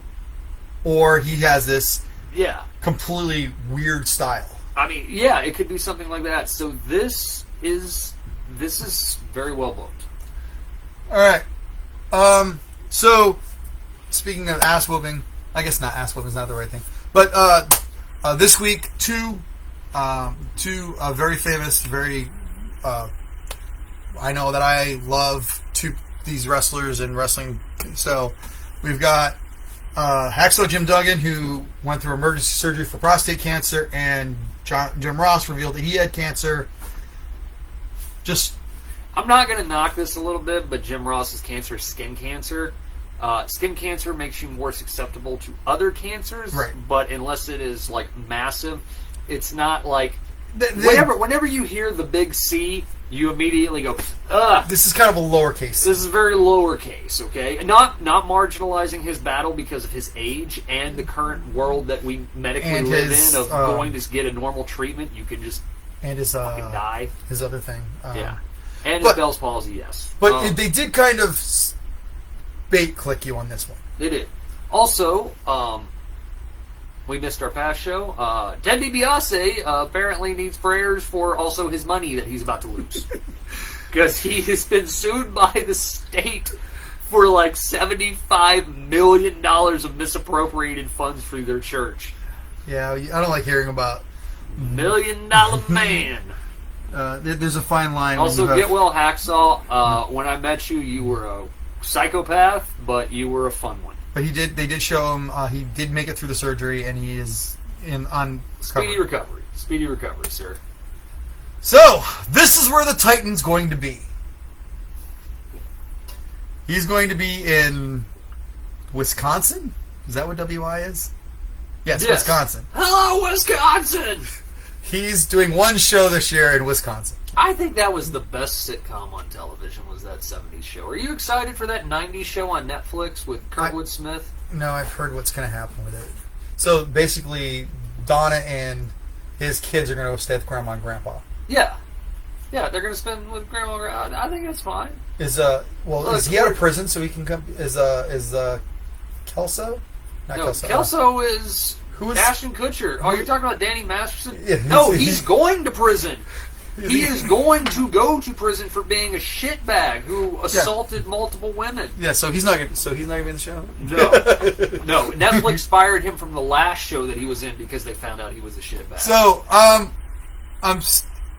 have not watched the him and EC3's thing yet. But it's just I was hoping he was going to be at Bound for He Blood. should have been. I mean, honestly, dude, I don't know what you're getting paid to not do what you do, but Impact would have been great for you. You could And you could he flourish. still might. You still might, but at this point, the bloom is coming off of the rose of. Well, there's still the November show. Well, there's that, but there's also the possible reunition of the Wyatts. So Because here's where he's the- not going. He's not going to Ring of Honor. Apparently, no one is. In fact, most of the people who work for Ring of Honor are going home because they might not have jobs. So and the How much of this is true? Because there was some misreported things from this, so I don't know how accurate. this what is we have from here. this is from their Ring of Honor actual Twitter page. Okay. So read it off. As of 27-21, Ring of Honor has announced that they would go on hiatus for Final Battle and return tentatively for 22. All personnel will be released from their contracts. They want to reimagine the country as a fan-fixed product. So that's not. This one isn't from the Twitter page, but I have read from the Twitter page. Here's the thing. Okay. Sinclair, surprisingly enough, screwed this all up. I'm shocked. When they sold to Sinclair, what was it, a decade ago? I Right. was like, oh, I give it 2 years. Surprisingly, they've still lasted this long. They are still doing their shows, but after they do their Final Battle, they're gonna take 3 months to rebrand. And my mind is 3 months of rebranding is trying to find someone to buy them because the entire collection of video is on sale. That I don't think is true. That is the report that... I don't think that's true. The report that came out was not that it's on sale with this. The report was inaccurate, if I remember correctly. Maybe somebody who... Wait, you all watch our show to get this shit anyway, so just listen to what I'm saying. It's been for sale. Right. They want too much money. Right. So Ring of Honor's tape library has been out there on the market. No one has picked up on it yet. It just so happens that this is coinciding with the fact that they're like, ixnay on the company, eh? So here's some of the top talent that I'm aware of. There's some people I don't recognize. So you got... Realistically, while you fire this off, let's look at people who, when Ring of Honor goes out of business, will no longer have jobs. Oh, it's the rest of the roster that's not listed here, except for like Bandito and Horace. I mean, they'll probably just go back to AAA. Yeah. But so you got Velvet Sky, who probably comes along with her husband Bubba. I don't think she's not going to Impact. She's been to Impact. I don't think they're not going back to Impact. Yeah, they're not going back. And I don't think Tony Khan would want anything to do with Bubba. He's kind of been toxic. Yes. No, they're not going to take Bubba, and they're not going to take her. Canellis, she could go back to Impact and get along with the women. She can go back to Vince, probably, and do stuff. Gresham and Flip Gordon would thrive in AEW. They would thrive. Yeah, but I don't see them. But Gresham is also married to Jordan Grace. So maybe he goes to Impact. Yeah, Maybe. I can see Impact. This is the question. So we're gonna stop at we're gonna go the other way. Okay. So you've got Matt Taven, who's kind of like Ace Austin. He's the douchey villain, but actually talented. I don't see it. Any of these people? First of all, any of these guys going to the E? The only person who could go back might be EC, just because He wouldn't though. I mean, you need a paycheck, Right. and somebody's got to be paying you. So, and I think he said that he's open Right. to maybe go back. Well, I everybody don't says know. that because they want that money. Well, everybody wants to go back, yes, at this point, but maybe he goes back to the new NXT. they will never touch the Briscoes, and the Briscoes would never go there to begin with. You just skipped. So Dalton Castle would actually work with the new NXT. Yeah, he would probably. I could see him go to NXT for the new, because he fits the 2.0. He fits the 2.0 NXT. Him and John Gacy with the safe. Him and the safe space guy. Yeah, that would be all right. That would be all right. But I think Dalton would go to AEW. Yeah. Like I said, the Briscoes definitely aren't going anywhere. Yeah. Briscoes and AEW. I'd love to watch them wrestle FTR. They'll probably go to New Japan. Or, Oh, that's true. A lot of these people end up in New Japan. Yeah. PCO is just beyond its prime. So past. So then the real question though is, where does Lethal go? Or does he just sit home and collects a paycheck until they rebrand Ring of Honor, or Ring of Honor gets bought by Tony Khan, or I don't know. or MLW, or maybe Maybe MLW, but I mean, the problem with a lot of this too is that a lot of these guys have been to all these other places. They've all floated Right. around. They've all touched. Some of them have touched in E and not really gone much. AEW really is the only new kid on the block. does Lethal go back to AEW now? I mean, to WWE now that Vince has got a penchant for putting black guys over. No, I don't think so at this point. I think Lethal's too. He doesn't fit the. Lethal's over 42 at this point. Well, we put him on the main show. He's the newest member of the Hurt What? Business. No, I don't see it. I All don't right. see it. Sorry, guys. I do hope Ring of Honor comes back with a new company Yeah. back in the. Maybe Corgan will buy him. Roll that into his NWA power. NWA Power? Maybe. So Bray is officially. Wyndham. Yep. The WWE Bray Wyatt account has been disabled. The Wyndham account is up and running. I find it interesting, though, that he has a mask in the shot. Yep. So so everybody thought he was going to show up Friday in AEW. Problem is, Friday's AEW was taped on Wednesday, so legally he couldn't have He been. couldn't appear, yes. I mean, I don't know, because is this the best kept secret next to CM Punk of he said he wasn't going to go, Tony Khan said they weren't talking, then they said they had talked, but nothing really came of it, so he's not really going to do this. Impact really wants him, but let's be realistic, Impact probably can't afford him and some of the other people that they just picked up or are going to pick up. So He becomes a member of Decay. So the question is what does he do? And Who is he? I don't like. We talked about this previously. I don't like him taking over the Dark Order because the Dark Order. The whole point of the Dark Order was to give John his own gig. Yep. To have him come in, unless he destroys it completely and becomes the super evil, fiendish heel that destroyed the memory of John Hubner, and somebody has to come back and fight for him. Oh, I said my Hubbard, John Hubbard, not Hubner. That's you, hun. Hubert. Hubert. But Anyway. I think that they don't do that because they've already named -1 the leader of the Dark Order, and he's not going to take out the little kid. I would. Imagine the heat you would get for beating up a 9-year-old. Imagine Kenny Omega gets heat for losing to a 9-year-old. Imagine the heat you would get for beating one up. You So see where's over Bray go? Jimmy C? But or does Bray go back to WWE? Because that's been a rumor too. I thought he was honestly. I thought him and Braun were both holding out to go back, but apparently, as we have come to find out from some of our news articles, Bray and the E were not jiving at the end. So they basically said, "Okay, well, your fat contract isn't jiving with us right now. Don't bother coming to TV this week." Then this happened. Matt Hardy said, "Delete, delete the no compete." Right. What does that do? What does that mean for Bray? I mean, that's Nobody saw it. I don't know. I didn't see it. I don't know where this is going. I think it's most likely he goes to AEW. The only thing with that is that despite all things that Hardy has screwed up, he is a genius of manipulating social media, and he has been for 20 years.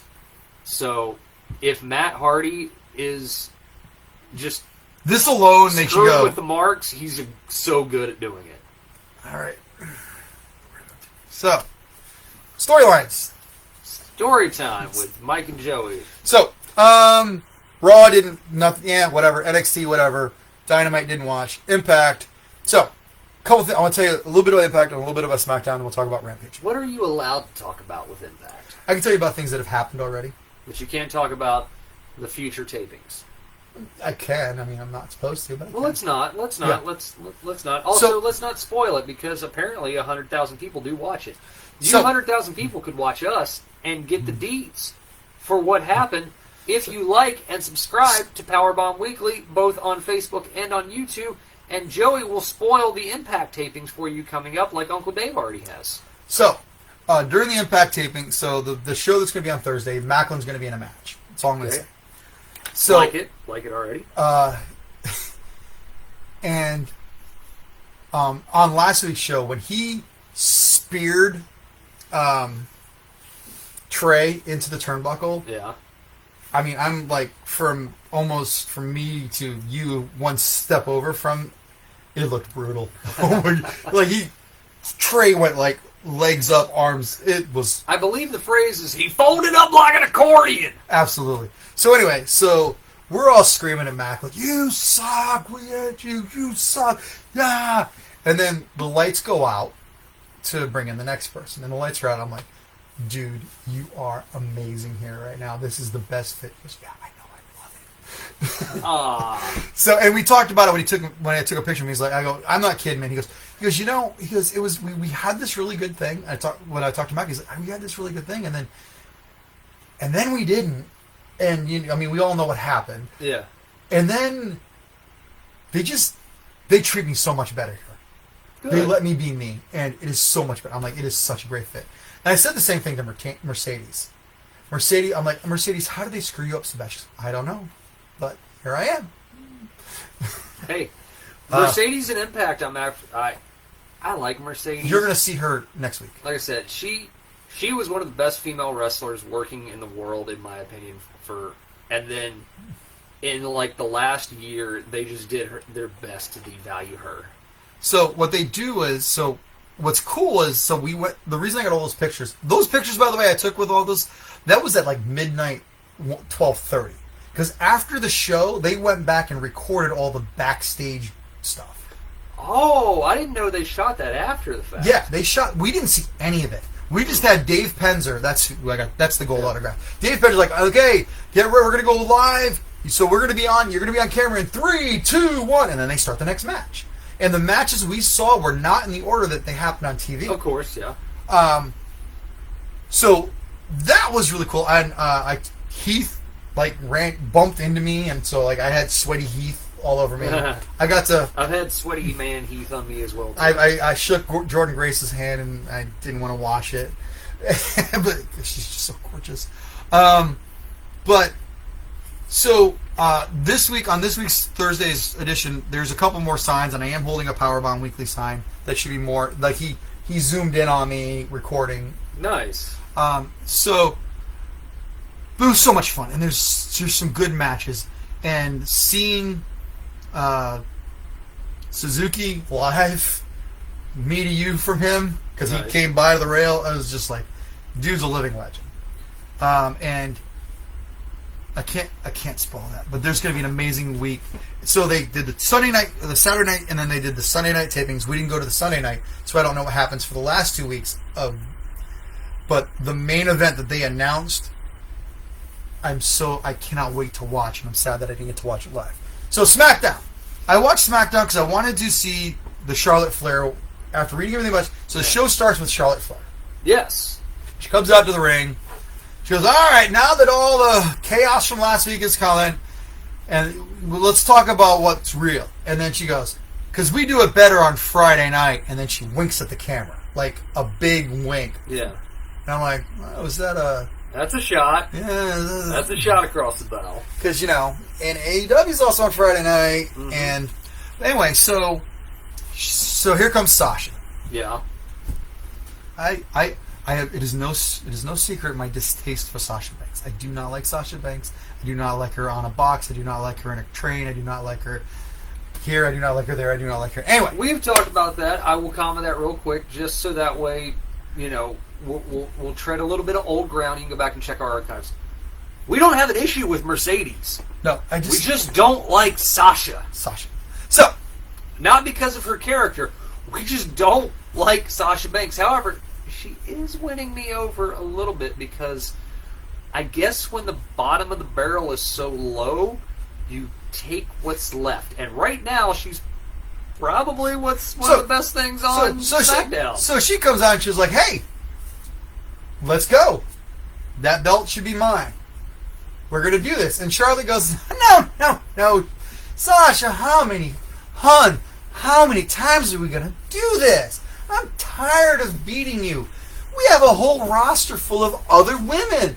Let's give them a chance. I've already talked to Sonya Deville, and I want somebody new. I want new blood. I want to wrestle somebody that's name isn't Sasha or Becky or somebody I've already beaten 100 times. Who comes out? Girl with green hair and a tank. Not Shotzi? Green hair and a tank. Shotzi comes out. Shotzi comes out. Shotzi comes out and like, I'm your girl. Let's do this. You want to give someone new a title? I deserve a title. You look at my history. And I'm like, okay. No Knox though, huh? Knox is gone. She went to Raw. Oh, that's right. I forgot that she was in the after draft.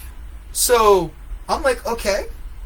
And she's like, yes, woo! She shoots the missile off, and Pat McAfee's, selling the missile. Patty Mac is just amazing. Gold. So we got viewers right at the end. So what's for dinner? I'm sure one of my household is watching this. So then, what do you know? Sasha Banks is going to hang out and watch the match. And she's encouraging Shotzi. Oh, son of a bitch. I already know where this is going. But do you? She's encouraging. She's like, come on, Shotzi, you got this, And I'm like,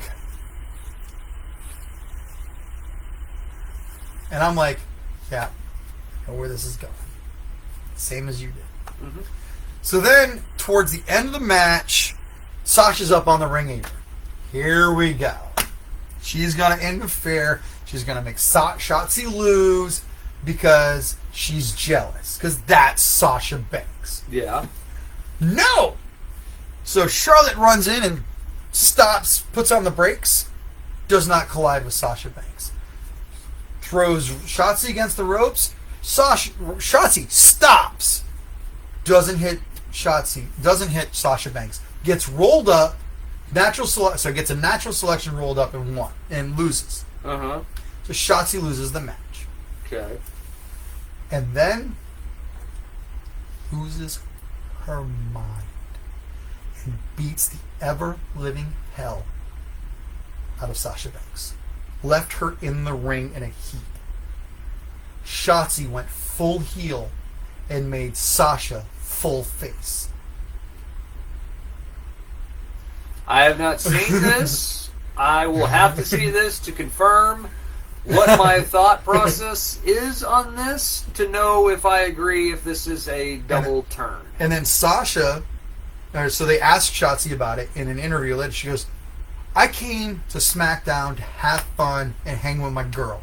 You made my girl go away, and I'm tired of not getting my shot and my due. So I took it. And if I gotta leave Sasha Banks in the dust behind me to prove myself, I will do it. She went full heel. Did she go full heel? Watch the clip. Did she, spit in the baby's face? And... She threw her into the steps. She threw her on the ground. She threw her into a chair. She beat Sasha like she owed her rent. I will have to watch this to confirm or deny if I feel that this is what I saw. And we'll and then he'll talk about it on Facebook to see if he agrees or disagrees. Yeah, okay. Rampage, we kind of talked about it already because all I really wanted to talk about was... so Uncle Dave says on Rampage that people left as soon as the Daniel Bryan match went off the air, just like the last time. Yes, people did start losing. The Abaddon match was... Britt Baker versus Abaddon was an absolute... Go for it. Watch us, comment, do anything you can. Any support that we get from people, we greatly appreciate. Marshall, did you watch SmackDown? And if you did watch SmackDown, did Shotzi go full heel? We'll wait for your answer while we talk about Rampage. Now, for Rampage. Uh-huh. Abaddon versus Britt Baker was the main event. Britt Baker, you know who Abaddon is, right? I know who Abaddon is. And apparently she's gained another 30 pounds. So... Apparently she reattached her missing arm. She put tacks in her mouth to stop Britt Baker from doing the The claw. The claw. Thing. It was horrible. It was Britt Baker's worst match. It was the reasons you don't like AEW. But between the two matches was Trey Miguel versus Matt Sydal 3. And this is the first time I think AEW's actually done a third match with 3 people in a very short amount of time. Yeah. They don't normally do that. They had an amazing match.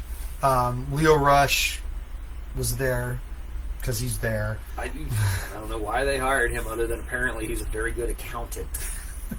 But the thing that I just don't understand is with it's not Darius Rucker. That's the guy from Hootie. Hootie? Not Darius Rucker, but Darren Young. I think is Darius. Anyway, the guy who's from Top Flight, who's the brother from Top Flight, who's not hurt. Yeah. Who's an amazing athlete. Every time he wins, he just looks like he doesn't know where he's at, what he's supposed to be doing. He's just always got this really lost look on his face. And I don't know if he's trying to sell that he doesn't understand why Leo Rush is with him or not, but it was a great match. Rampage, what I saw was pretty good. I still have to go back and watch Dynamite. Was there anything from any of the shows? Only thing I know, I haven't watched all of Halloween Havoc, but I will tell you. You watched anything from Halloween Havoc? I know the two things that happened, or the 3 things that happened at Halloween Havoc. The Pretty Deadly has all the belts. Pretty Deadly has all the belts. I called it. And it's so that Vince can bring in a younger, attractive women having belts to bring in more viewers. Honestly, though, Mandy Rose deserved it. I agree. Did you see the meme with her? Congratulations, after 2,975 days of your debut, you finally win a belt. You know what? Not everybody needs a belt.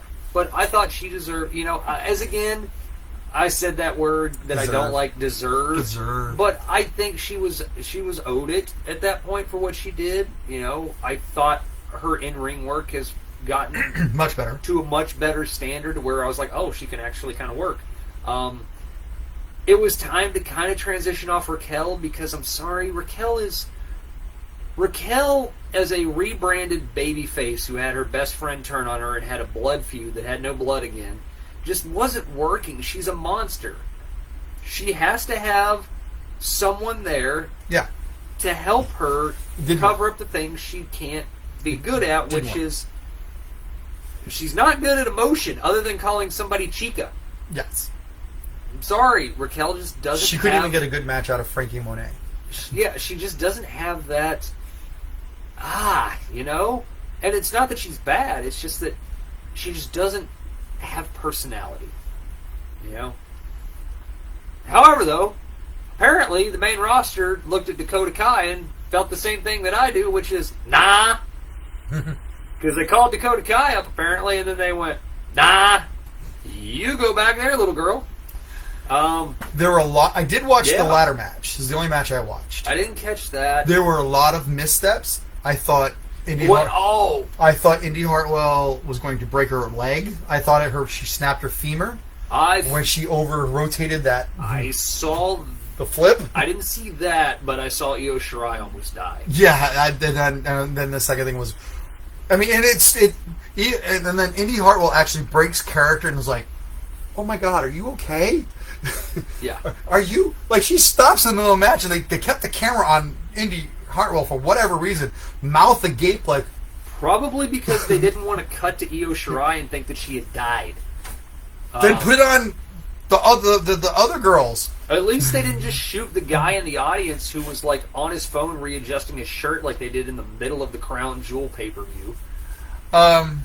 So that was a very scary spot. Yes. But so earlier in the match, one of the Pretty Deadly girls was on a ladder that was strung across, and Indy Hartwell was going to do a flip and land on her. Well, she did a flip and landed on her feet, and then had to fall forward because she had over-rotated, and I thought she had snapped her leg. Indy Hartwell, we've talked about Indy Hartwell is not graceful. She's not great. She's not graceful at all, in my opinion. And they brought the zombie ref. Do you remember? They did bring the zombie ref back. Of course they did. Do you remember the triple threat WrestleMania ladder match where Jeff Hardy does the 450 and he gets his knee caught in the ladder and his knee is just shredded for Like, he's basically almost non-existent. This is why he stole 25 him minutes of that. Yeah. This is why he stole him today. When I saw that, I was like, well, there goes Jeff's knee for the rest of his life.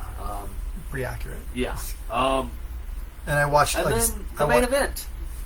I know who won, but I know nothing about it. I think I called it. I said, Too early. Braun Breaker too early, but definitely has the potential to do it. And he might not ever win an NXT championship, but like I said, in 4 months he'll be on the main roster. In 4 to 6 months he'll be on the main roster, and then in a year and a half or 2 years he'll be in AEW as Rick and Steiner. But like I said, I just caught the first 5 minutes of the Halloween haunted house belt retrieval with Johnny Gargano, trying to be funny. So that's what we have for this. And this is how we're going to break down the weekly shows. We're just going to talk about some of the good things, some of the bad things, and then you don't need us to tell you about the 5th and 6th time that Jeff Hardy and Sheamus wrestle for the 6th week in a row. So we're just going to pick and choose some of the best matches. We did mention him real quick. Do you think Jeff Hardy, we're going to get evil Jeff Hardy on SmackDown? Because that Willow? seems to be the thing, is that we're going to get Will-O-the-Wisp. I found it funny that WWE only exists in their universe because they were saying, basically the report was that we're going to have crazy evil Jeff Hardy because Jeff Hardy's always been a face, and I'm like, did no one watch Impact Wrestling when he was there? Hold on. Did anybody watch Impact Wrestling when he was there? I suffered through that shit. All right, so we actually are only 10 minutes over. How about that? Nice, look at that. You missed the thing. No, I didn't miss the thing. Why did you do that, man? I didn't. We were on. Is this the last slide? What are you doing? I'm on the wrong... What are you doing? Damn, we're on the last slide. Was that the last slide? Oh, sorry. So here's me on TV. You see the Powerbomb Weekly sign? Nice, yeah. During the Alex Shelley versus... Shelley? This guy. Yeah. Shelley? Alex Shelley. Versus Ace Austin, which was the main event, which... Who's still not... Yeah.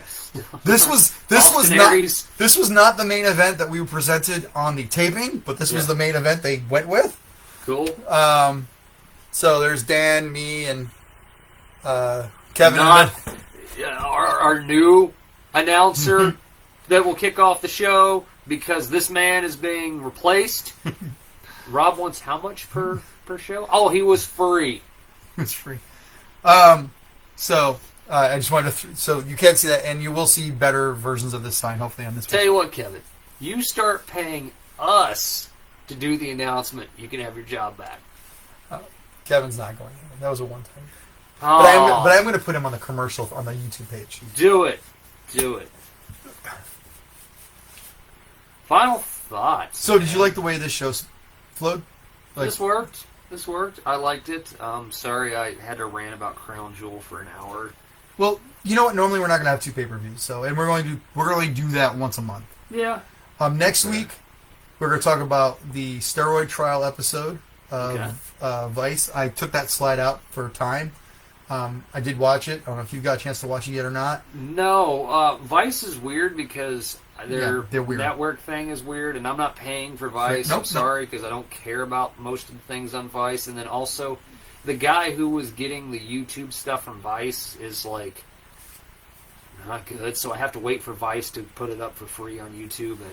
And then there's just not... then they also had the CZW one. Not CZW. The XPFW. Oh, okay. I was like, I saw the Frontier one, the Frontier Martial Arts one. That was really cool. So there's the last 2 episodes were the steroid trial and then the guy who owned porn, and also so that was an interesting episode. And we also never talked about the I completely missed the episode, and I found it in the archives on Vice. The guy was a super, super nice guy at wrestling matches, but apparently... Oh, you're talking about Bruiser Bedlam? Yeah. We didn't talk about him. Bruiser Bedlam, the former Canadian Hell's Angel who bombed a police station? Yeah, that guy. So there's those 3 episodes of Dark Side of the Ring that we can still talk about in the future. Okay. Let me know throughout the week which ones you've seen so I'll put the slide up. I've met Bruiser Bedlam many, many, many moons ago when he worked for Jim Cornette. All right. So, but yeah, so if you guys have a story you want us to talk about, throw it on the Facebook page. Hey, talk about this, or what are your thoughts on this? And then that's what we're going to do. We're going to talk about things you guys want to talk about, and we're not going to do play-by-play and show-by-show, because that just gets to me and him start not liking wrestling again. And that's not what we were doing. We started the show to enjoy wrestling and talk about the cool things, not the... Have enjoyable content for everyone to watch. So, that's all I got. Your thoughts? All right, everybody. I'm Michael, on behalf of my friend and co-host Joseph Marcello, who got to attend a wonderful taping on his date of birth for TNA Bound for Glory, who has made him a super fan. October 23rd. Thank you very much to Mr. Rob Van Dam for giving us this wonderful intro, and happy Halloween to everyone. Happy Halloween.